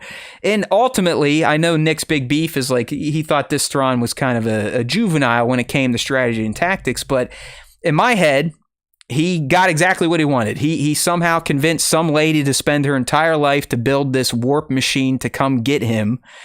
And made a promise with witches on this planet to take whatever the fuck they had in their catacombs back with them if they helped them. And outside of Ezra getting on the ship at the very end, he accomplished all of his plans. He got rescued from an unknown galaxy. He marooned Ahsoka, a huge power player, and Sabine on the planet. He ditched Balin and, oh my God, I can't believe I forget her name. Oh, I want to kill myself. What was Balin's? Oh my God. Shin. That's right. Fuck.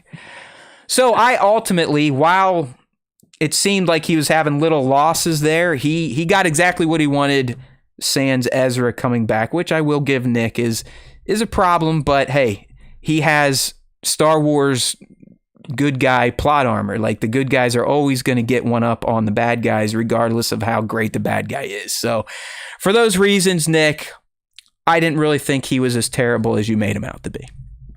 I mean, I get that. If you don't have exposure to I like that. HOTTI. Men are terrible. If you don't have like exposure to the previous like material, then I'm like you look at that.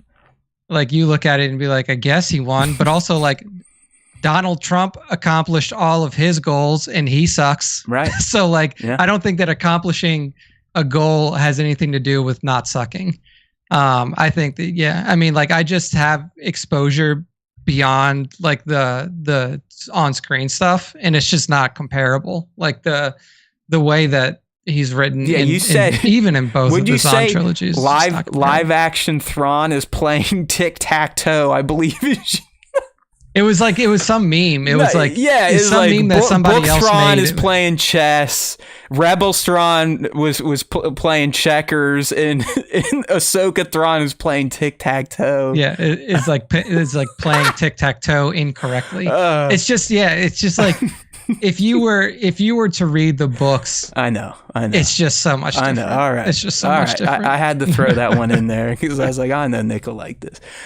All right. Well, guess what? It's time for a few fan takes, Nick. We got 3 of them. We're right on schedule, making good time. Don't forget, if you did submit some hot takes to our Discord, I have recorded all of them, at least as of 4:45 p. East on 10/16, and we are keeping them locked away in our secret cave. But let's see what they had to say. This one comes from Bango. I really like this one, Nick. Rian Johnson could have made an interesting and not shitty sequel trilogy if he had full creative control from the jump over the entire 3 movies. I mean, I think that that's the same for any of them. Like, I think that you could have given the entire sequel trilogy to Ryan or to JJ or to Colin, and I think that they would have done a better job than what came out. So I don't think that's hot. I mean, I think it makes it hot because he chose to put Rian Johnson in that thing, and Ryan's the one that everybody looks at as like wants him to die as the you fucked up thing. But like, I think that applies. I mean, I think that applies to anybody like that worked on that trilogy. All right. Well, if you're gonna spin it that way, which of I guess shit. We only let's start with the original 3. Which of the 3 would you have preferred to have control? JJ, Ryan, or Trevorrow? I mean, all of them had their fuck ups and different stuff, so it really doesn't make a difference to me. I think that, I mean, ultimately seeing what happened with Jurassic is the same thing that happened with Star Wars. Like, so the second Jurassic movie was absolute trash. And that's all Colin. I mean, he had that whole trilogy, right? No, that was J.A. Bayona or something Okay. like that. Somebody else made. But wasn't the second Trevor one. he was attached? He was like a producer or something. I think he was a producer, but like he let that guy write and direct that movie, I think. So it's the same problem there. I mean, they all have their flaws. Like JJ's not great at landing a plane, in terms of like ending stuff. And, you know, like unfortunately he was given the ending movie in this trilogy. I think that Ryan really struggles with making things too abstract and not having concrete, like concrete storylines or like concrete, like ways to tell a story. And that's why he's gone into mystery. Like with mystery, you don't need to have like concrete plot threads that you follow all the way through. You can keep shit super ambiguous until the very end and be like, this is it. Bing. This is the big twist, or here's the mystery. So he's not really great at that style of storytelling. And that's the same in Looper too. Looper's the same kind of way, where it's like there's like a mystery veiled within that movie. I gotta get to this one from B Mad. JJ needs a TVMA Star Wars. I'm trying to see some Twi'lek titties. And that's how we always read it as typed. And I think that the Colin, it's hard to tell because Colin didn't have a shitload of credits. I'm going JJ. I mean, working on it. He fucking started it. Just let him carry it out. Because I mean, he was brought in last hour to finish it. So he had like 3 months to write that movie. It was crazy. While it was not great, I kind of understand why it wasn't great. I mean, A, we had multiple fucking cooks in the kitchen, and B, he was brought in last minute like, oh, by the way, try to fucking salvage this. Thanks. See ya. Yeah, it's like, dude, I feel like I honestly feel bad for JJ because he was given a completely impossible task. I don't hate on him. I mean, I hate that people are like, oh, you want to bring Palpatine back? Okay, yeah, sounds good. Now that's kind of goes back to some of our Ask Us Anything. Like, no, that's a bad choice, Disney. That's a bad fucking choice, but oh well. All right, next one from the fans. I believe this was Bat. Disney saved Star Wars. I don't think that. I mean, I just think that that's objectively true. Like, I don't know if it's a hot take because Star Wars. Well, I think it's a hot take because these days people think Disney has killed Star Wars. Yeah, I mean, I guess it's a hot take if you don't like know the history behind the franchise and stuff. But like, Star Wars was never going to get made again. Right, he was done. Like Star Wars was done, and George had admitted that he was done. And George also said that the only company that he would sell it to was Disney. Yeah. So like it was objectively true that Star Wars was dead, and like, you know, they had little shit going on. You know, like you had Rebels, and you had Clone Wars had ended, and then you had Rebels. Rebels was Disney. I thought Rebels was going on before. Okay, well, yeah, I mean, like. That was it. Like it was never going to get made again. Yeah, so. No, I agree. I mean, he said himself, they even shot 50 fucking hours of his Star Wars Underworld, and he's like, nah. And he's like, nah, I don't ain't fucking working out. And you know what? I'm tired of getting my teeth kicked in. That's a lot of people forget. I mean, people treated George the same way shitheads are treating all these other creators now, except now they're saying that they're doing it in George's honor. When in the end, these same people would have been pissing in George's face over the prequels, and he's just like, you know what? I'm rich as fuck. I created one of the greatest fucking sci-fi fantasy worlds in human history, all of human history. I don't need this shit. I'll take $4 billion.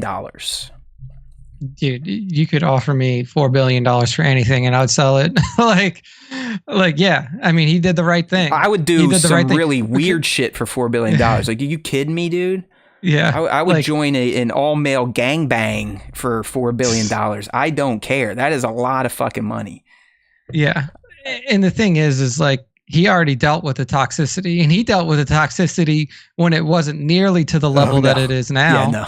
So, like, do you think that he was ready to jump back into I'm going to do Star Wars again in the social media era? He's like, I would rather jump off of a building. No. Like, he's of a generation where this new world they don't work together anymore. They're done. That's why you never see him, and good for him. All right. Yeah, George did the right thing. Last one from the fans. Yoda was the worst thing that could have happened to the Jedi. I don't even know what that means. Well, I'll explain it because I think this was Spencer and I cut some of it. But if you think about Yoda, he's the one that just kind of always discounted people's visions. We saw him do it to Dooku, to Sifo Dyas, Qui-Gon. He was always like, "Nah, I don't believe that shit. That's fucked up. If you start working towards a vision, you may make it come true, or you may make it worse." He never would let anyone kind of talk to him about the rise of the dark side and the threat that was right underneath his nose. He didn't know until it was too late. And it was because of his teachings and his adherence to the very strict way of the Jedi Order through its code. But there's also an entire council of Jedi, and he wasn't the only Grand Master. There were multiple Grand Masters. Like, it's not just on him. Like, he was he was driving that fucking bus, Nick, when it went off the cliff. I don't think he was. I don't think he was driving it. I think that he was Grand Master when the Order imploded. Yeah, but so was Mace. Like, Mace was also a Grand Master. Like, there were multiple. I don't think he was a Grand Master. Jedi Council. He 100% Mace a Grand Master? We need a lore check this. Mace Windu, Grand Master. So like, and the thing is like, all he's doing, like, he said that he didn't want Anakin to join the Jedi Order, and guess what? Anakin got in. So it's not like whatever he says goes. Like, that's the complete opposite of what happens. So I think that like, that it wasn't just Yoda. It was fucking all of them. Like, Yoda was the one who was like, he was like, "Hey man, like, don't like put too much stock in your visions." Yeah, but like the entire fucking Jedi Council was sitting there while all the same shit was happening. But they're listening to that little green asshole. Yeah, and nobody was coming and saying anything. So like, it's not just on Yoda, it's on all of them. And it's on the tenets of the Jedi Order, because do you think that Yoda just made up? Well, Nick, like, he was there for like 500 or 600 years, so he definitely had a bigger imprint on anything in the Order, right? Yeah, I mean, he had an imprint. His thoughts were like, pervasive. He started training all these people to ignore the visions. Don't worry about the dark side. No big deal. I just don't think that he. I don't think that he was that he was the sole person that's responsible for it. Fucking everybody was. Yeah, I think Yoda is a big asshole. Like, the only Yoda I like is Hobo. Dagobah Yoda, that's my guy. Prequel Yoda is the most. He's the Jedi, I think, with the most hubris, because he had the longest tenure, the longest impact on the Order. So yeah, Spencer, I think Yoda is a big piece of shit. Okay. All right, B-Mad coming in with another super chat. We love you, homie. We'll definitely squeeze this one in for you. I got a take coming in hot. Star Wars needs to commit to new media like Lord of the Rings. Yes, I mean canon story told in anime. I guess he's referencing War of the Rings, right? Or no, War of the Rohirrim. Is that's going to theaters, isn't it? Or no? I think it is. Yeah, it is. Oh, I can't wait to check that out. You mean a canon story told in anime? Bro, Star Wars did that fucking in 2008. Like, that they already did that. That was the Clone Wars kickoff movie. I mean, you could say it's not anime style, but back then, like, that was fucking groundbreaking. Yeah, I think he wants more like what we saw in Visions, like the true, Japanese, like a true anime style. Right. I mean, we kind of got those. Remember when YouTube Kids was making those great little anime and designed recaps of the trilogies? That was fantastic. So yeah, B-Man, I'd take that any day. Like I said, I don't care what medium Star Wars is delivered in. I just care about the story. It could be two turds on sticks giving me the entire story. As long as it's good, I don't give a shit about the presentation. All right. That is that. Any more? Yes, we've got more hot takes, but like I said, we'll be saving those for probably sometime in 2025 when we do this again. Thanks to everyone for playing, but now it is time to close things out with the fan segment. That's right, people. We do it every week here on the SWTS. There are two ways to get involved. The first is question of the week. That prompt goes out Wednesday morning on Instagram, Twitter, Discord, YouTube. You just got to be in the know, following, turn on those notifications, and reply. Luckily this week we had actually 0 replies on Instagram, but we did get a couple on YouTube, and they are still hot takes. So let's go ahead and check them out. Nick, let me get the screen switched up here. Right. There's Slacky Doo. All right, here we go. And I mean, we only got one actual answer to the question. So Sir Dork says Tross is his favorite sequel movie. It's got some dumb stuff, but it's full of adventure and beautiful, wildly entertaining action. Stormtroopers riding on tread bikes in the desert is cool as fuck.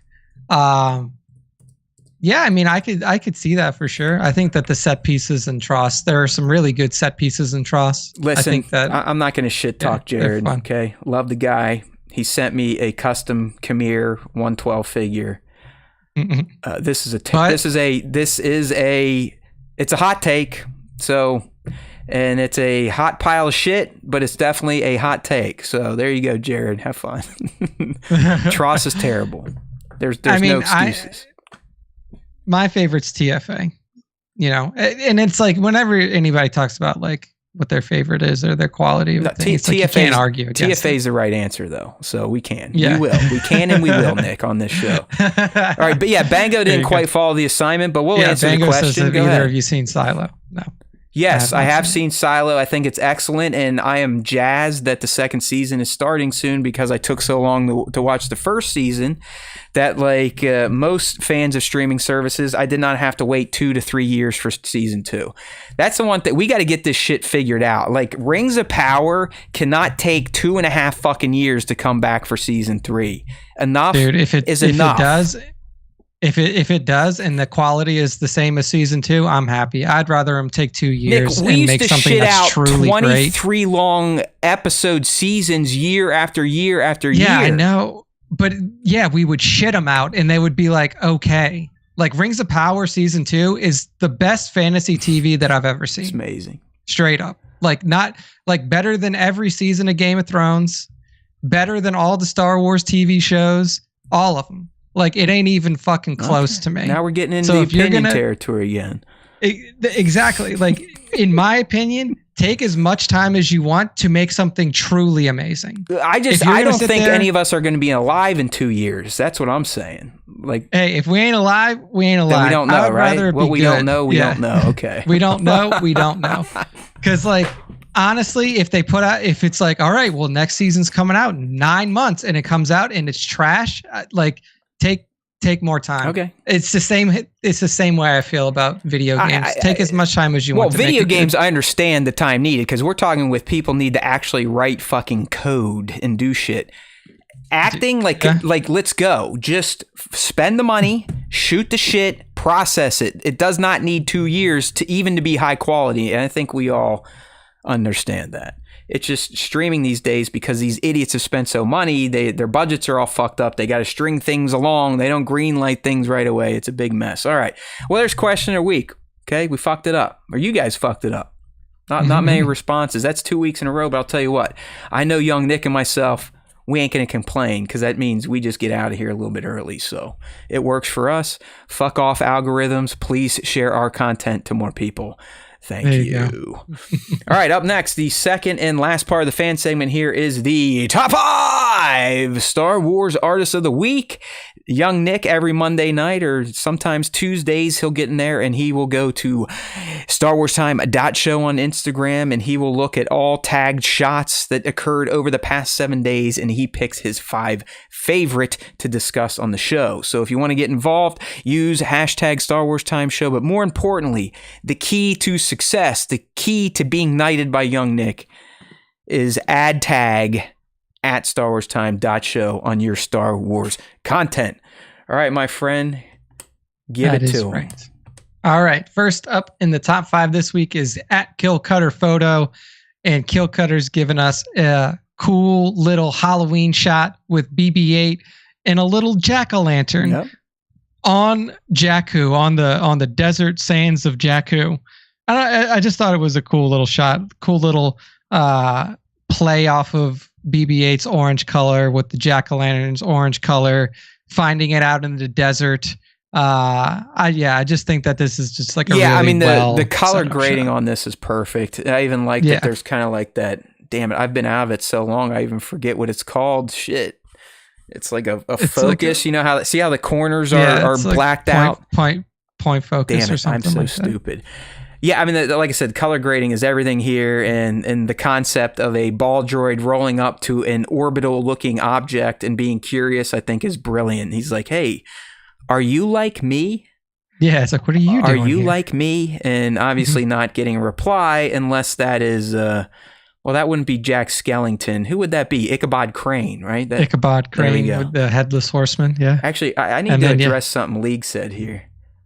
I agree, League. Rebecca Ferguson is delicious. Thank you. Who is Rebecca Ferguson? Oh, she's one of the female leads in Mission Impossible with Cruise. She was the singing lady in The Greatest Showman that he sort of fell in love with. Hell, what's her other big roles? She's awesome, dude. You know her and you love her, guaranteed. Okay, well, we'll move on. Rebecca Ferguson. I'm looking her up now. Yeah. She was the fucking mom in Dune. Yeah, there you Timothy go. Chalamet's mom in Dune. She's Benny Gesserit. Yeah. Next up, we got Guillaume GH4, and Guillaume hits us with an awesome. There you go. Prequel trilogy Jedi. Kit Fisto rocking the blade on the battlefield with his clone trooper brethren. Even taking out he's a some bad B1s. actor in the prequels. Do you remember his one scene? Like he sits there and smiles, like, "Hey." Yeah, I was the smile while he's like force pushing somebody. I was like, dude, that's AOTC for you, baby. Jedi circus. Yeah. But I really love this shot. I think that Guillaume has it's been fun watching him over years because we've been following his career with great interest, right? That's right. But his shots have gotten more complex. He's added in a lot of different post effects in Photoshop and stuff like that, and I really do think that it gives his work a bit more depth and it definitely shows in this shot here. I gotta start sharing again at night. I do have some shots ready to go. I'm just too fucking lazy to share. I remember when I was really into this, dude, I'd share 2 shots a day, 7 days a week for probably a year or 2 straight.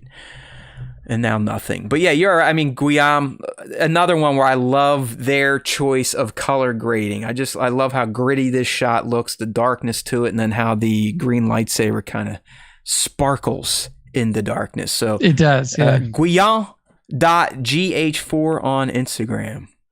That is right. Next up, we have Quick Picks Toys, and they're hitting us with the worst Palpatine apprentice out of all 3 of them, Vader. We just talked about this absolute putz. But they're giving us a good Vader hallway. Look, man, if Maul was in this hallway, everybody would have been chopped up into pieces. Vader barely touches. He does have a hallway scene himself, if we remember from the Siege of Mandalore. That's true. That is true. But yeah, it's Vader in the hallway of the Tantive 4, just cutting people up. He's got his blade through one of their chests, lifting them off the ground. But you couldn't really do that, right? Like if you tried to lift somebody with a lightsaber, it would just go through Very them. astute point, Nick. So we're just going to have to pretend he's actually holding him up with the Force and skewering him. And then choking somebody out with the next. So it's a cool setup. Awesome posing. I love Vader's pose here and good use of atmosphere. Yeah, man, it's Vader. I love it. Unlike Nick, Vader is my hero. I don't think he's as big of a loser as Nick made him out to be today in our hot take segment. If you didn't hear it, make sure to rewind it a bit and check that out. But yeah, great posing here. Nice use of some post effects, getting those rebels floating up in the air. This is Quick Picks Toys on Instagram. All right. Next up, we have I Am Dot, Not a Committee. And they're hitting us with the Balin Skull and Shin Hati on Peridia. I mean, both of these figures are incredibly well detailed. I don't know if these are customs or if these are like hot toys or something. No, these like are that, fucking Black Series, man. Wow, this Black Yep. Series now? That's Yep. impressive. That's impressive. They stepped their game Well, up. they also charged, I think, like 30, 35 a pop now, so they better. Okay, so that's yeah, they are charging a little bit more. But I love the shot. It's very reminiscent of what we saw in the Ahsoka season 1 scenes with Shin and Balin. You could see the pensive kind of look of Balin as he thinks about his destiny and how he wants to get there, and then Shin just actively waiting in the background, like, what do you want me to do next? Man. Like, it's just like a loyal little wolf. That's right. So I love how this shot plays off of the dynamic of the characters from the show. You know, I mean, speaking of Balin, friends, if Ahsoka really is going to start firing up in the spring, I would assume if the leakers are on their game, we probably should be getting Balin recast news. I mean, maybe by January. I would hope so. Yeah. I would hope so. I mean, yeah. I would think they would want their dude before they start production. So, I mean, it's a fucking shame Ray is not going to be able to continue this on. But we've all been wondering, all right, what are we going to do? And from what we've heard, it sounds like Dave ain't changing shit. I don't think he could change shit knowing where Balin left off in that big shocker of the end with the Mortis gods. So, yeah, I would, and you know, our dumbasses will report on it and comment on it when it happens. But I would anticipate by January, end of January, we're going to know, probably not officially, but officially in quotes, who's going to be playing Balin Skull moving forward. Yeah, I mean, I'm really, I don't want to say excited, but I'm really interested to see how they choose to move forward. Liev Schreiber, I think, is up there on my list these days. Yeah, but does Liev Schreiber want to be yelled at by Star Wars fans for 8 months after he fucking films it? Yeah, like that's good what point. It really comes down to now. It's like, yeah, that's who is the actually only benefit of Ray dying is that Wars? he didn't have to eat social media shit. So yeah, like that's going to be the big question now. Is like, what is like. Who in the acting sphere that is known actually wants to deal with the bullshit it is of being in Star Wars? I think if you're a white guy, you're probably gonna be all right for the most part. Maybe we'll see. The white guys don't seem to catch as much shit online from the angry people as people of color and females. Definitely don't. I don't know. I'm just throwing it out there. I don't know. Bat saying Jeff Bridges. He's a little too old. I love Jeff, but that's a little too old. Yeah, I mean, I would love to see Liev Schreiber do it. I just, I don't know if they're willing to pay him what he is probably going to request to do that. To get him away from voicing Hard Knocks? Bro, but the thing is like Liev's got money, and like Liev Schreiber is known by a lot of people. Like he's a very well-respected actor. He's got a great voice, though, man. I mean, he does. He's got fantastic. Oh, he's got a new series on Netflix, right, with Kidman. So yeah, I mean, he's still actively working. But I think personally, he's as one-to-one as you're gonna get with Ray. He's probably close to get. All right, so we'll see. Kick off this last one. They see you are disturbing. You do like some gore.